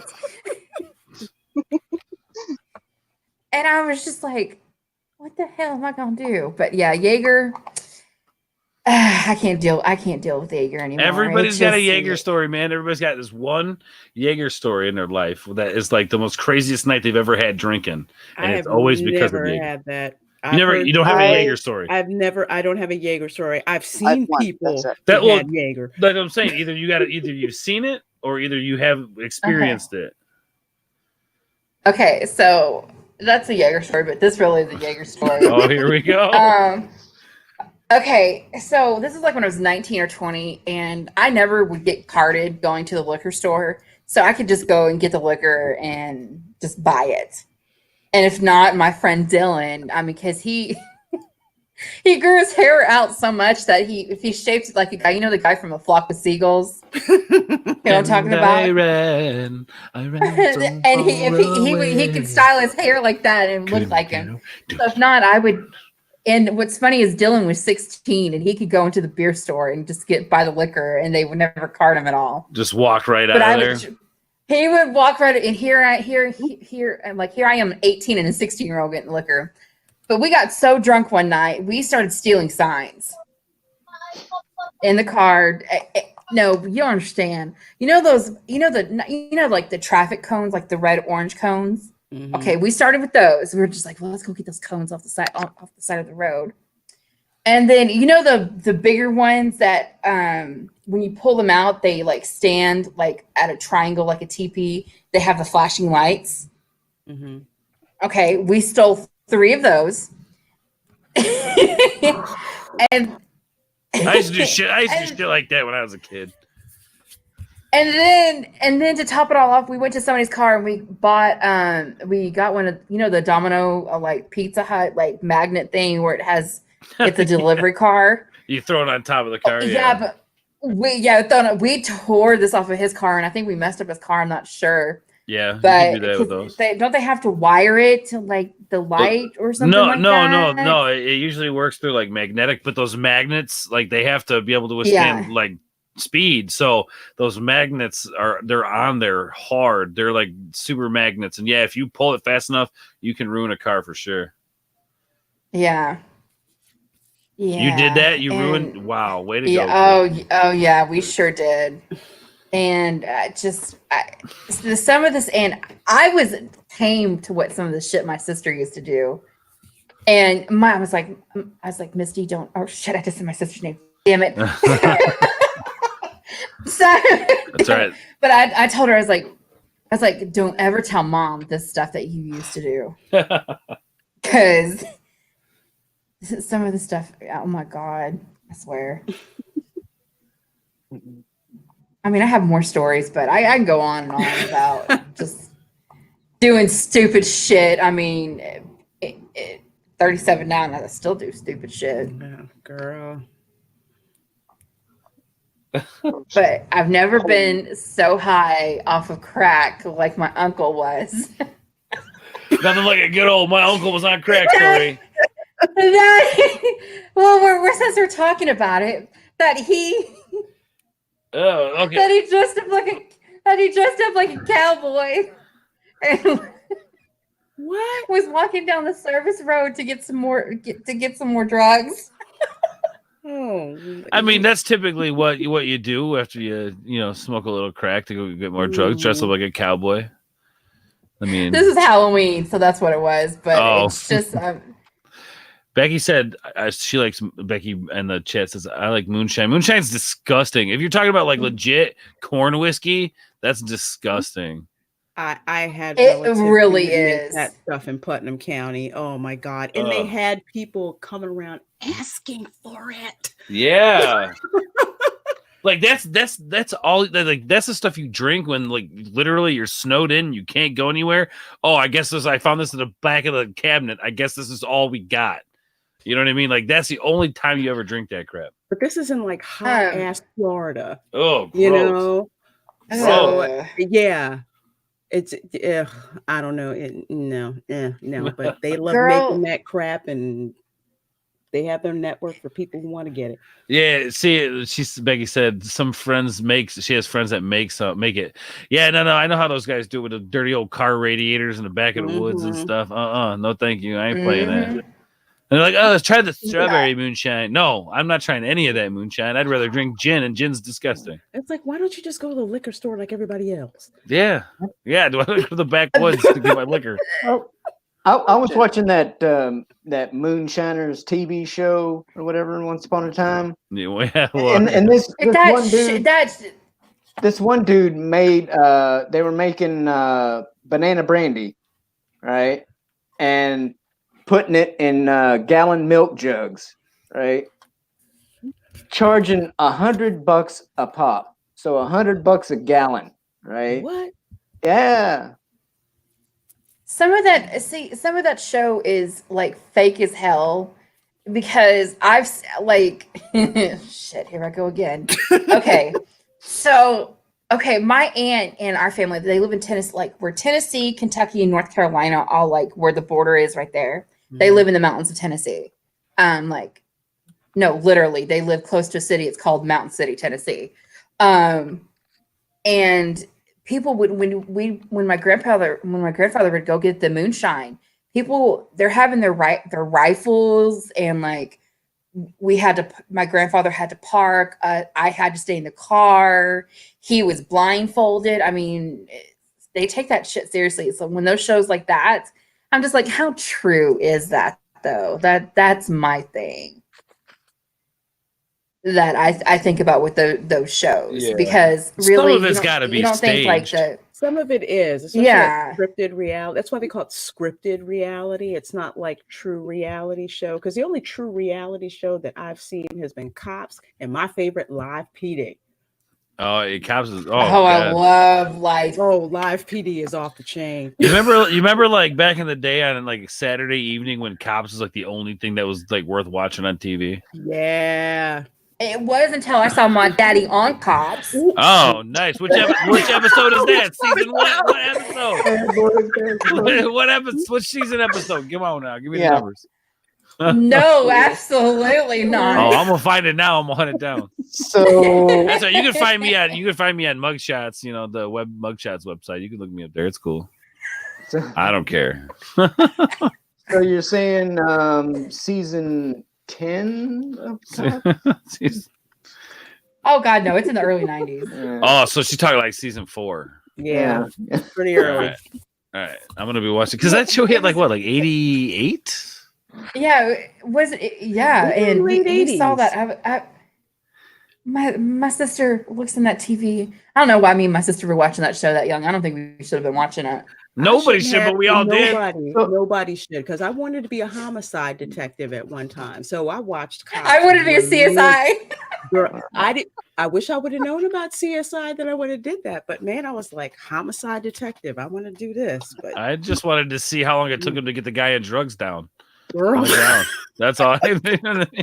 Like, all right, guys, set the clock. All right, he's running. Hit the clock. Hit the clock. That's my favorite. When they're trying to tell them, don't run. You're Like, he's on mescaline. He's on mescaline. Hit him with the beanbag gun.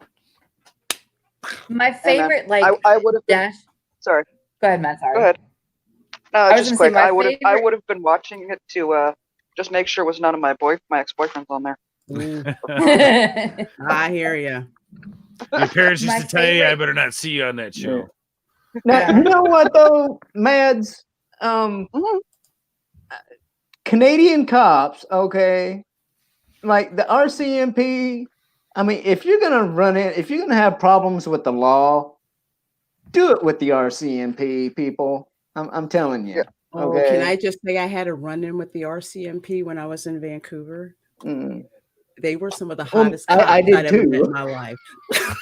They were what? Oh They my were God. some of the hottest cops I've Yeah. ever run Oh into my in my god! life. Oh my god! But yeah, It wasn't y'all gotta bad. remember. It wasn't bad running, but you know. So my evening job, I work at the old folks' home, and so sometimes they'll call the cops on purpose because they have. So the firefighters will come out, and I'm like, Miss whatever. Why the hell would you? I mean, I talk to them like I talk to people on here because they're just bored and lonely. Because Christy, young lady, we need to see those firemen. You tell me they Okay. got old ladies just trying to look at some firemen, so they. Yeah. You know what? I'm not even mad at them. No, hey, look, you lived long enough, you deserve it. You know what? As a matter of fact, we're gonna get a fund going so they can just come dance for you every Friday night. All right, we'll get that going for the ladies.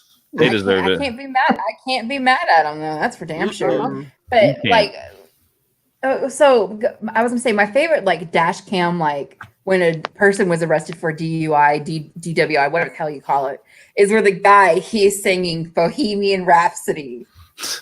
What? You know what I'm talking about? Yeah. Yes, I do. Oh, you got to commit to that song. You Yeah. can't do it halfway. No, you cannot. I'm sorry, I'm looking at it right now.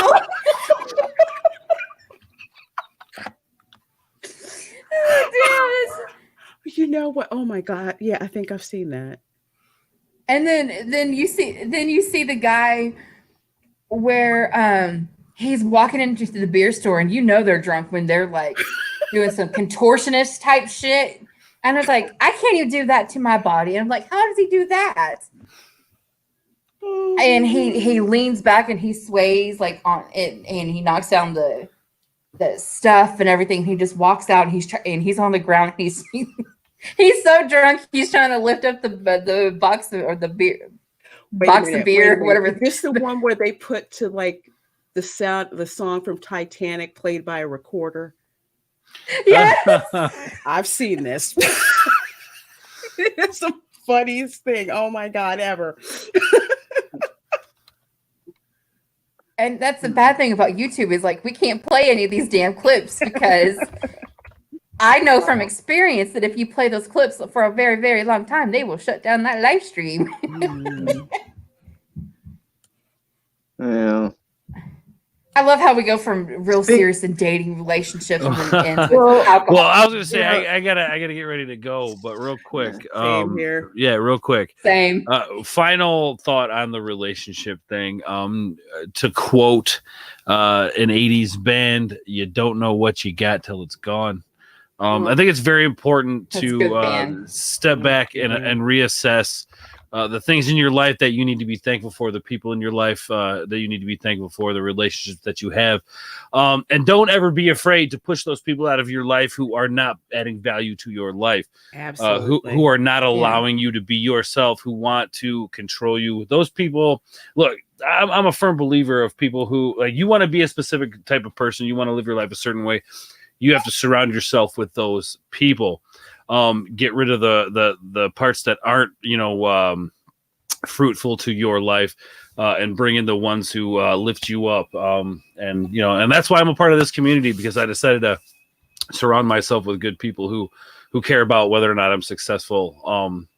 And my life has been much better ever since. But you don't know what you got till it's gone, guys. So make sure you appreciate those things.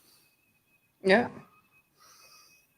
Anyway, thank you for everything, Shellback. Thank you for letting me be on here, man. This is cool. Let me know when you want to do this again, because I would totally be into it. And there's more to be said. I mean, I'm glad we had some fun on the stream for sure, but there's definitely, I think, more to be said about this. I wrote down like a handful of things, all right, and we got to one of them.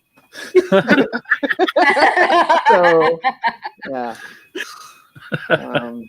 Hey, at least we got to one. Yeah. It could have gone a totally different direction. Well, we branched off and with things that related and whatnot. Oh, and you're welcome for bringing Drunk on, by the way. You're welcome for bringing Drunk on. Right. Anyway, all right, kids. Thank you so much, Shell. Anytime you need me, bro, just let me know. Ladies, you are amazing. Thank you. All right. Thanks. I miss you, Mads. Thanks for coming on, Jordan. Absolutely. I miss you, Mads. Let's stream soon. Absolutely. All right, darlings. We'll talk to you guys later. Okay. Peace, Bye.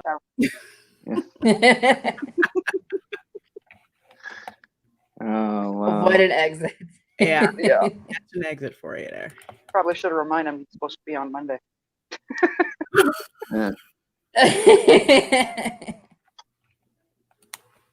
What were some of the other things you had to talk about, Shellback? Well, like you know, especially in this, you know, modern day and age, you know, it's like, you know, who pays for the date? You know, when you go out on a date, who pays? You know, like if is it you know, is it whoever asks? You know, like if the girl asks the guy out, you know, is she forking over money, or are they, you know, still The way I treat it is, if he buy, like, say we're going on a movie date, if he buys the movie, I'll get the popcorn. You know, that's the way I treat it at this point. You know, like, it's not an out and out Dutch thing, but you know, I feel bad having somebody spend that much money on me. I agree. I think that I mean, it's hard because I think that if someone asks me out on a date, you're wanting to take me, but at the same time, I'm just like, ugh, I don't want them to spend all of this money, because I'm a cheapskate too. Honestly, like, I'm sorry, go ahead.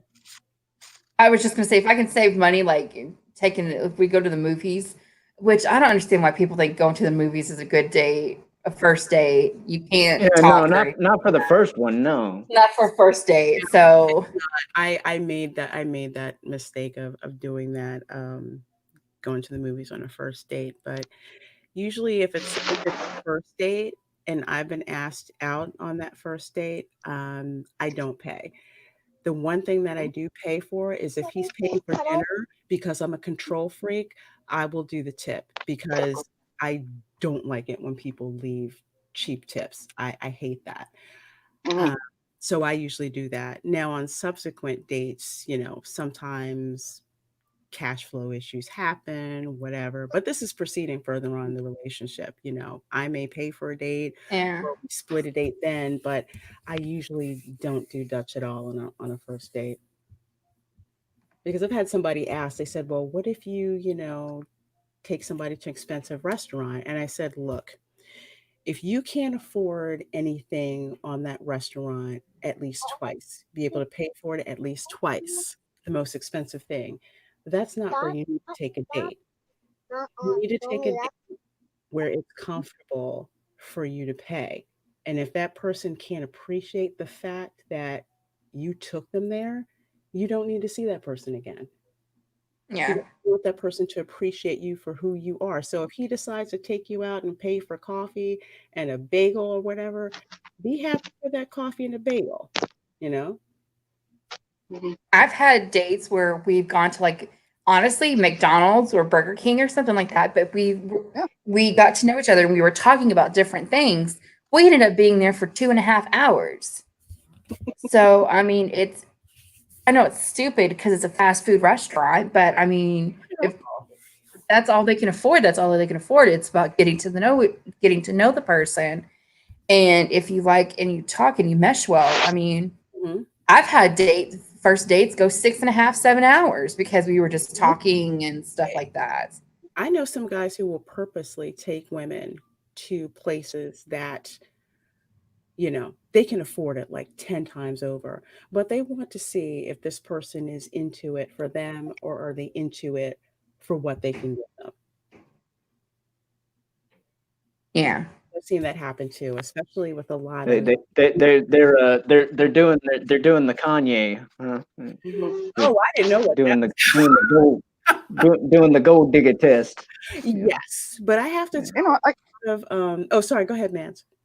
I was just going to add on to the whole McDonald's thing, like what Christy was talking about. Of the guys I'm casually seeing at this point, the one that has stuck around the longest, we met, like face to face, met at a McDonald's. Yeah, and honestly, we did the hanging around for 6-7 hours after that.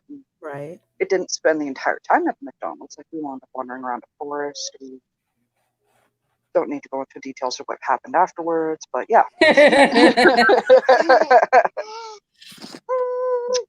Yeah. I was just saying for a lot of especially a lot of young engineers that I work with, for them, this is like the first job that they have that they're making a whole lot of money, and they get a lot of female attention because they are making, you know, that much money. So a lot of times that I have to tell them, it's just like, look, your date does not need to know how much money you make. I mean, you can afford to take her to Eddie V's, fine, but I don't think that's the best first date you should take them on, you know. So sometimes I tell them that a little bit too, just to, as like a little bit of Yeah. because when they get like that, for some of them, especially a lot of them who are geeks, they really haven't dated a whole lot. And now all of a sudden they're super attractive because they're making all this money. They have a nice car. They have all this stuff. It's just like, dude, you need to be twice as careful who you talk to. Yeah, and sometimes I've given guys advice like that, and they think we're jealous because we're not going out with them. I was like, it has nothing to do with that. Most of the guys that I'm still friends at, I'm like, it'd be like, ooh, dating my brother type thing, if we were to ever go. But it's just people have to be, and then you want to give them that advice, like you were saying, they're open to it too, because they can have the money, that this new money in a car and stuff like that, but they kind of, I don't want to say get an ego, but it's like, well, look at me now, look, oh, I have this and I have that, and You are stuff like that. absolutely right. And sometimes they lose sight of what, well, it's like in high school where instead of being okay with the bookworm, you want to date the head cheerleader or something like that. And sometimes the bookworm is, I know it's a horrible, stupid cliche analogy, but that's what it's like true. Have sometimes. you ever seen this show on TV? I freaking love it. I know it's a reality show called The Millionaire Matchmaker. I don't know if you've ever seen the show. I've heard of it, but I've never seen it. Okay, it's really cool because what she'll tell, like especially some of these guys, and they'll say, "Well, I want a girl who looks like this, look like this, look like this," and she's like, "Okay, so basically, you just want to be broke because you're just going to spend all your money on them." And even with some of the women, they'll say like, "I want this really flashy guy or whatever," and she's just like, "Yeah, but he's probably not going to be around that much." You kind of want the guy who's stable, who's reliable, that sort of thing. And she's actually like, sometimes they do not take her advice, but she's very even and like to the point about some of that. So it's interesting. So some of the things that you're saying are some of the same things, that she says. So it's an entertaining show to watch. It really is. Because some people, they don't learn. No. They don't learn. And she'll like yell at them because she's like, what did I tell you? Don't do X, Y, and Z. And they do it anyway. Yeah. Well, like, as a guy and, all this, money stuff and whatnot, it's like, we grow up or whatever, seeing all this stuff on TV and the movies or whatever. And, I want somebody that, will, love me and this, that, and the other thing, and it's like, you're, you want the nice guy, right? You want the nice guy, but then, you say, there's this nice guy, but like, he's, not ugly, but he ain't Jason Momoa,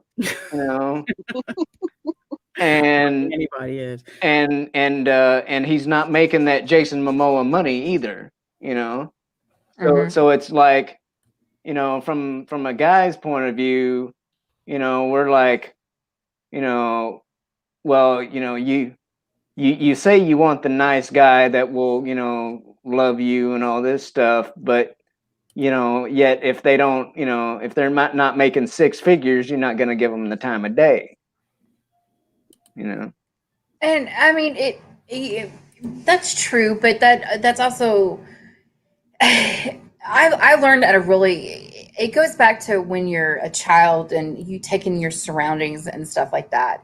Because some kids, whether you're a boy or a little boy or little girl, you see the movies or you see the TV shows and you're just like, I want that. I want my white wedding dress. I've been planning my wedding since I was 10 type thing or something like that. Me, I can see that, but you also need to see what your surroundings like. My family, the people in my family, they should have not stayed married to each other. Mhm. And I've learned from that. You can have that. Do I want somebody that makes $6 million so I don't have to work? Hell yes, I do. I'll admit that too. I'm blue in the face. Am I going to get that? No, I'm not, because I I won't be satisfied with that because I've never been known not to work Mhm. and not stay busy, not be doing something. And I don't know, it's kind of a long whinging a little bit, but it's just Mhm. there are some people I think there's more women than guys actually, Yeah. but there are women that are out there like that are just looking for Yeah. who are basically your gold digging bees. Mhm. And Yeah, they never know. Yeah. They never learn, excuse me. Well, like my ex, my most recent one, she did a good job of making me feel like a paycheck, and that was about it. Mm. You know. Yeah. So I mean, it didn't, it didn't matter, what I was doing or whatnot. It's just like, oh well, hey, did you ask for a raise? And it's like, well, honey, it's not, it wouldn't be, prudent or whatever for me to try and ask for a raise at this time, and yada yada yada. But and it's like, well, why not? And it's like just take my word for it. It's not, if I thought there was a, an opportunity or whatever for that, believe me, I'd go for it. But so it's like, the basically, nothing was ever good enough financially, and which, just, in turn, she'd be like pissed off at me, which would make me pissed off at her. And, anyway. So, that's one of those personal experiences where, I'm like,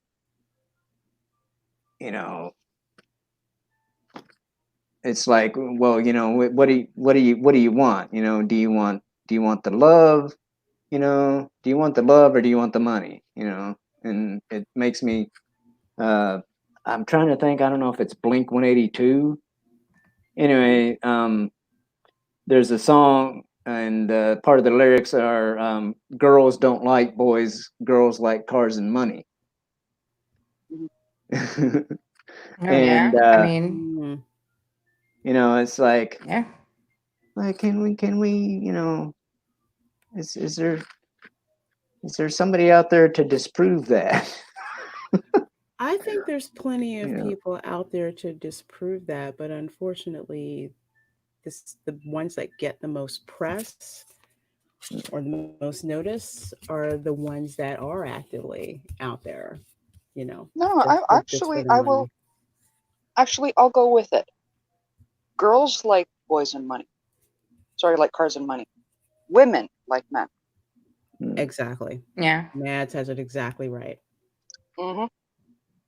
Well, technically, my ex was a woman, so. Well, I mean, I think on the lines is if I was in my 20s, I would probably think like, sure, I want a guy who has a nice car and money and stuff like that, because that means like I would think of it as like if he paid this or he paid that, that's just more money for me to save and stuff like that. It's not like more money for me to save to go like buy some shoes or something like that. So that's just more money for me to save, period. Yeah. But now, do I think the same now? To a certain extent, I do. Because if I'm dating someone and if we're seriously like if we're living together, or especially if we're living together, your ass better have a job or like I have know in some that's way to right. make money. That I mean, I don't care if it's part-time. I don't care if you're doing 10, 15 hours a week. You need to because that right there will bring out the worst in people too if there's like a one income type situation, and that can be toxic as well. Oh yeah, because I've had that happen too, where it's just okay, you're the person who's going to make all the money and I don't really have to do anything. It's like, no, you need to be doing something. You need to be doing something. You need to be taking care of yourself, all the stuff that a rational adult is supposed to be able to do. Yeah. You know? Here's a scenario, right? Like, say, you're in a relationship with a guy, right? And he's unemployed, right? But like, he's actively seeking employment, but not really getting anywhere or whatever. So like, along with being, taking daily trips to the employment center or whatever, to put in his part, basically, he takes care of stuff around the house, like, washes the dishes, vacuums the carpet, all the, basically, for lack of a better term, makes himself a housewife, right? Where is that, from the female perspective, does that fit into the, at least he's doing something? It depends on the financial stability. I think if it's something that if I'm the one who's working full time, and especially I had an ex, he lost his job. I mean, he looked for even with the small. I mean, he had unemployment that he would get, but it was just. I mean, the $440 a week that he was getting. I mean, for bills and because we were living together. He had custody of his daughter and she was only about 2 at the time. So still like getting Pampers and doctor's visits and stuff like that. I mean, it's hard because if you're not when I say financially secure, I think of something, okay, is if I stopped working tomorrow and if I was able to have enough to pay for the bills for at least 2 months and like average it out and stuff like that. Cause I'm always scared that's going to happen to me because I'm by myself. So if I'm not working, I can't pay my stuff. And at a certain point, it could necessarily become volatile because even though you are trying, that person could be working full time, working overtime. If a light bill is due, if the lights are shut off, if the water is shut off, and stuff like that. I've never had happened to that to myself, but it's happened to my mother. And we had to live with that where there was no hot water. We only had cold water and the lights were out and we had to stay with our grandparents. And so I know I'm going on a tangent and has nothing to do with what you're really talking about. It's just, you can't just have that one, like the scenario you're talking about. It's just, it's a convolution of stuff, really.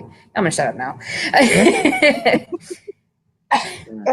See, for me, it's there's a big difference between somebody, actively trying to seek employment versus, I'm a handyman that works under the table, or yeah. Yes, I've got a real life example of that one, but I don't want to put it entirely on blast. But if somebody that believes that they can just do nothing but under the table work, or just the occasional like just hustling job type thing. There's a huge difference. You know, somebody who actually is trying to get themselves employment versus believing that they can just grift for the rest of their life. Right. I've actually been in that. Oh, sorry. No, go ahead. Okay. I was going to say I've been in that particular situation. We'll say flip side. About 2 years ago, when I was an IT contractor, it's like the end of the contract, everybody gets laid off. Yep. So I had a job club that I had to go to in order to get, unemployment from the state. So I would go and I would see all of these people, and especially several men who were unemployed and who had been unemployed for quite a while. And what several of them were doing, I know one guy, he was working at Amazon, at night. And during the day, he would do his job search and all of that. Another guy, he had a part-time job at Lowe's. He was doing some things around the house and at the same time actively looking for a job. The thing in common is with all of them, they were actively doing two things. One, what they needed to do in order to find a new job. And two, doing something to keep them occupied that was actually paying off. Like helping around at home, building things. My favorite, some of them were like volunteering, helping other people out. One guy who I think he was a carpenter or whatever, he was actually going out and helping, some elderly people with, renovations and little handyman fixes to their houses. But the objective is, if this person is out there and they're actively, they're not slacking off. They're actively out there trying to find a job, hitting the pavement, networking, doing all that. That's totally different from the person who's just like, I'm unemployed. I'm just going to sit my ass on the couch and watch Jerry Springer.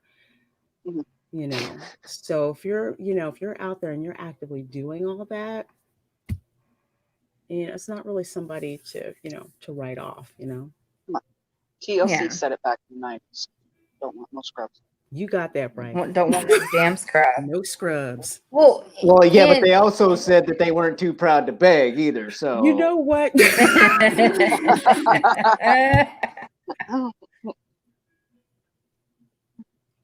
Damn, that's funny. It is. That's really funny. I like that.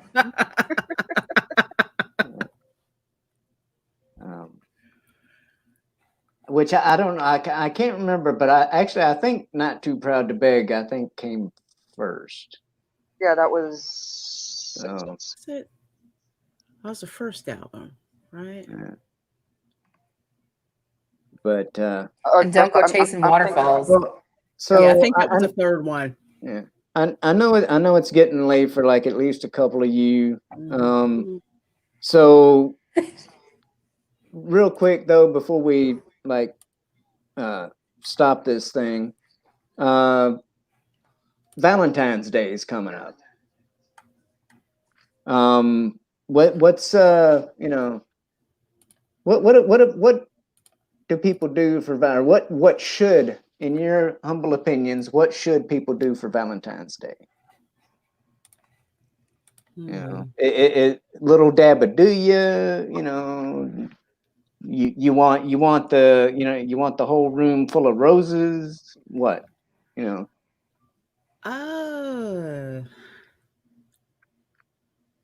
That's an excellent question. I mean, y'all, you two can go first, and y'all can talk about your Valentine's, but mine's gonna be short and to the point. Go ahead. I don't give a shit about Valentine's Day. You know what, girl? That is absolutely true. It's one day where you're supposed to show the affection and stuff like that. And that's not how that works. No, it doesn't. I think it's cool that if it's Valentine's Day, you get something reasonable. Like my favorite is like the gag cards. I love the conversation cards. They're cheesy as hell, but I love that.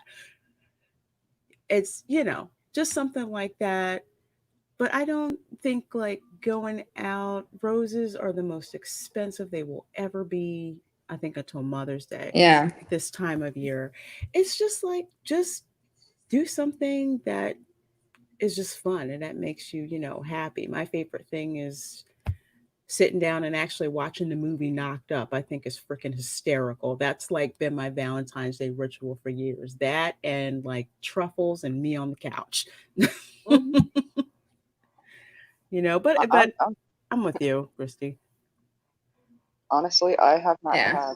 had someone celebrate a Valentine's Day with me forever. I think since I had a girlfriend, actually, my kid's father never did anything for Valentine's Day, and I casually date, so that's pretty much leaves that out the window too. I mean, I had a guy send me like roses and like chocolate covered strawberries, but I wound up kicking him to the curb like a month later. So it was somebody casual. So, Yeah. if you get a Valentine's gift, be grateful for it, genuinely thankful, but don't think that just because somebody gave you a Valentine's gift, you're like locked in with them forever. No, no, no, no, no. Honestly, I don't even care about the whole roses and all of that. If someone shows up with like some tulips or something, Yeah, you know, sh- something, just a small token of something that would be appreciated. exactly. It's like the only thing I I'll mean, really give my ex me and credit for is every Christmas he makes sure I get a small box of toffee cake, because he knows, to me, that's my thing. That's something that for me it makes my Christmas. And he still does that every year. But in the same respect, like I said, he sucked at my birthday. He sucked at Mother's Day. He sucked at, hell, half the time I was handing him a gift to give to me. So Sounds like my here, this dad. is my birthday present. I kid you not. No, I believe it. My dad, he was clueless about gifts. And Mhm. then once I got a part-time job and Mother's Day came up and I was like buying all this stuff for my mom, then, he looked really stupid. But, uh, Oh, in the same respect, like my one sister, and I know I'm going to be hearing it because it's going to be coming up. Her husband, bless his soul, sucks at Valentine's Day and basic holidays, that kind of stuff. But he is a great husband to her the rest of the year. It's just celebrations really aren't his thing, and she acknowledges that. Like, he's the kind of guy that will like look at her and goes, "Okay, you're stressed as heck. I know money's tight, but we're going out for dinner. Okay, I can see you've got no motivate. You're having a really bad day. Let's take this one thing off your plate. Just little things like that. That I really, that's the things. That's what women really care about. Not the big grand gestures. It's the little things. exactly. Even I, something I as was gonna say maybe anniversaries would be a little bit more different than oh, definitely. Valentine's Day. Definitely. Oh, That definitely would be a little bit different. yeah. With Yeah. Valentine's Day, I have celebrated Valentine's Day before, but we've done it on the 15th. So Oh, is when it when he all would the go by candy's like the on discount. discount? Oh yeah. National Yeah. Chocolate Discount Week. And so we've purposely done that to each other. I'm all about getting those Valentine's Day truffles on the 15th at like 50% off. Oh, yeah. Oh yeah. Yeah. That being said, for my partners, I've done this in the past, is where I've made heart-shaped meatloaves and all that, and I hate meatloaf, but I know my partner loves it, so I'll do that. I'll go the full 9 yards. Well, I love spoiling my partner on Valentine's Day, but just doing the things I can do that I know will mean something to them, like a Right. nice Yeah. meal, but well, I mean, I don't have any truffles. But I did get a card, and was wondering if if Lorena would be my Valentine. Oh, of course I will, Shellback. That is so sweet of See you. that? Hey. Oh. And it's got a fox. I just yeah, I realized that too. I realized that too. I mean, even when he's not trying, Fox is always in it. Damn it! Oh my gosh! That's funny. Hey man, I said earlier, I got Jason Momoa for Valentine's Day. Oh my! Oh. And you That's know what what? this It was was too late. I had already bought it before I realized that there's a fox on the damn thing. And I had already invited Fox to be on the panel. Which is like, Oh. What's with the trolls? I don't know. We've just because probably that's my fault because like I have not blocked anybody on Twitter, and so I don't hold you. they they knew that this was happening, and actually I'm surprised it took them as long to get here as it did. But that's why I gave wrenches to all you guys and Tommy and stuff, so they can behave themselves. I didn't even have the chat pulled. I didn't even have the chat pulled up until I saw it like right before, and I was like, hey, "Give me a damn wrench." I said, "This is bullshit." I don't get it. You can have conversations with people. You don't necessarily have to be such some people a just jerk. don't know how to act. And it honestly, all I'm gonna do is block you. Mm-hmm. That's it. Well, so the thing is, if any of you troll people are still in there listening and stuff, it's like one of the reasons why I haven't gone through the trouble of blocking people is because they just make another account and then poof, there they are again. So then you got to block that one, and then you got to block the next one, and then the next one. And I don't have time for that shit. I'm trying to get an education, okay? But no, I mean, I get it. I want to be able to get more than a card next time. Damn it! Christy snort. Damn it! I thought I was going to mute it by now.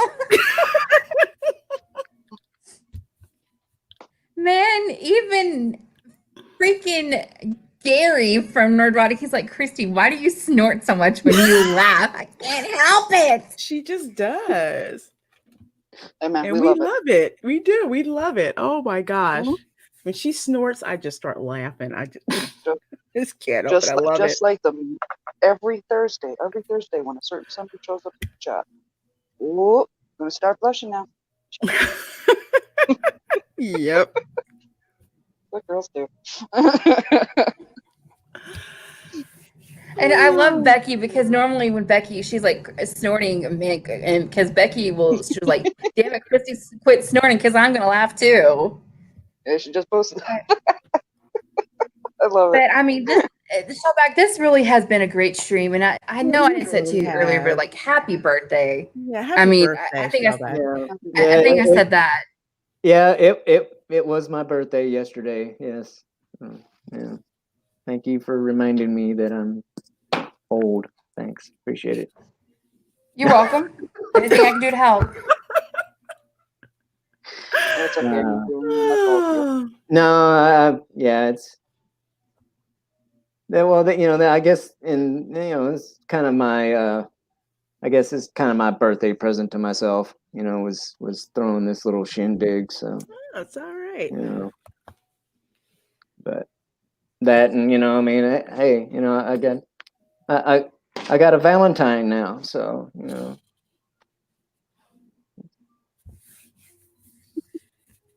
Yeah. Uh-oh. Did I lose it? No, I didn't lose the internet. No. We just I all was like, got what quiet at the same happened? time. No, because I didn't have my headphones in, but I put my headphones in. I was like, uh-oh, it got quiet. No, I'm just watching Tommy. Just a lot, Tommy's deal with the trolls just in the chat. smoking trolls. Mm. It's a thing of And beauty. Well- what sucks is I think it's because I'm using Firefox right now instead of Chrome. So I'm like, by the time I get to it, Tommy's already taken care of it. Mm. Oh, Shellback, you've got a lineup of Valentine's starting now. Yeah. Oh, Angela Straven, I'll be your Valentine, Shellback, Yeah, Angelus, whatever. Mhm. Or Yeah, it's, hopefully we'll work on Words will be Valentine's your- Day thing for me on Thursday. Well, you know, I mean, he is a kind of a handsome fella, so you know, he I'll gets that scruffy look. Yeah, it's okay. Miss I'm- Becky, one of Miss these days Becky I'm in the gonna take- chat. One of these days, I'm going to take Ord's girlfriend home. So Me too. I'll take the girlfriend. She's sweet. Yeah. What the I mean, hell? serious. Oh, go on, Tommy. I mean, it's. I'm trying not to laugh at. I don't want to pay attention to the troll, but I mean, some of the shit is kind of funny. Really. I mean, seriously. Ords, she likes my pancake. Good luck there. No, but what kills me with a lot of these trolls. Yeah. No, what kills me with a lot of these trolls is they sit there and they start the conversation back up from the point where I blocked them. But then they turn around and say, "Oh, I'm not the same guy." Lion. Really? Yeah, they're the same person. They're the same person. The one today, he had his picture on his banner that he had used on one of the 5 profiles that he used on me on Wednesday, Tuesday, or whatever it was last.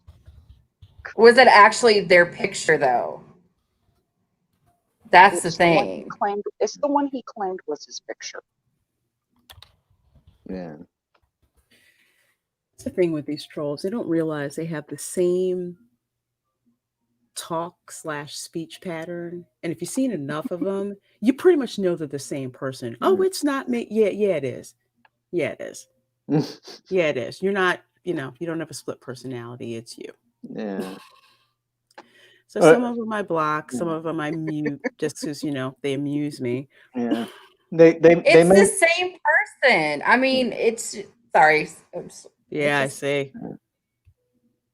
There's probably a handful of them, but but yeah, when they make reference to the same things, and it's like, well, you're new, I've never seen that name before, but they like make mention of something that I'm like, okay. Yeah, they tell on themselves.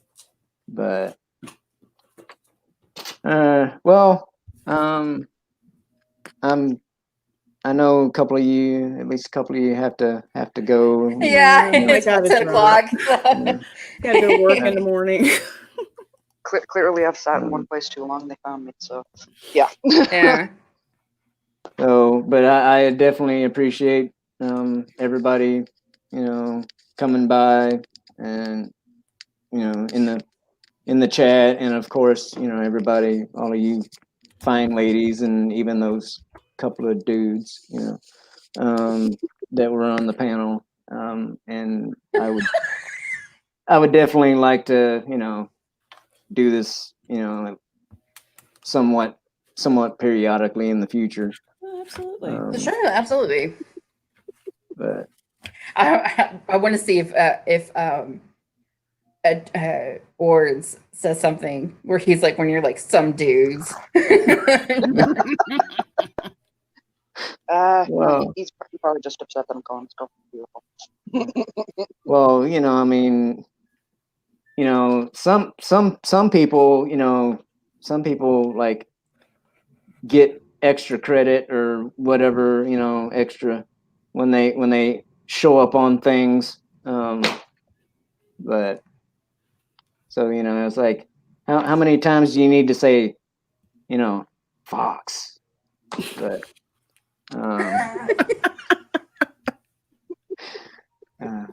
anyway, whoever's left here in the audience, the 10 or 12 of you, thank you for coming, and we'll do it again sometime soon. Fair winds and following seas, everybody. Thanks, everyone. Bye.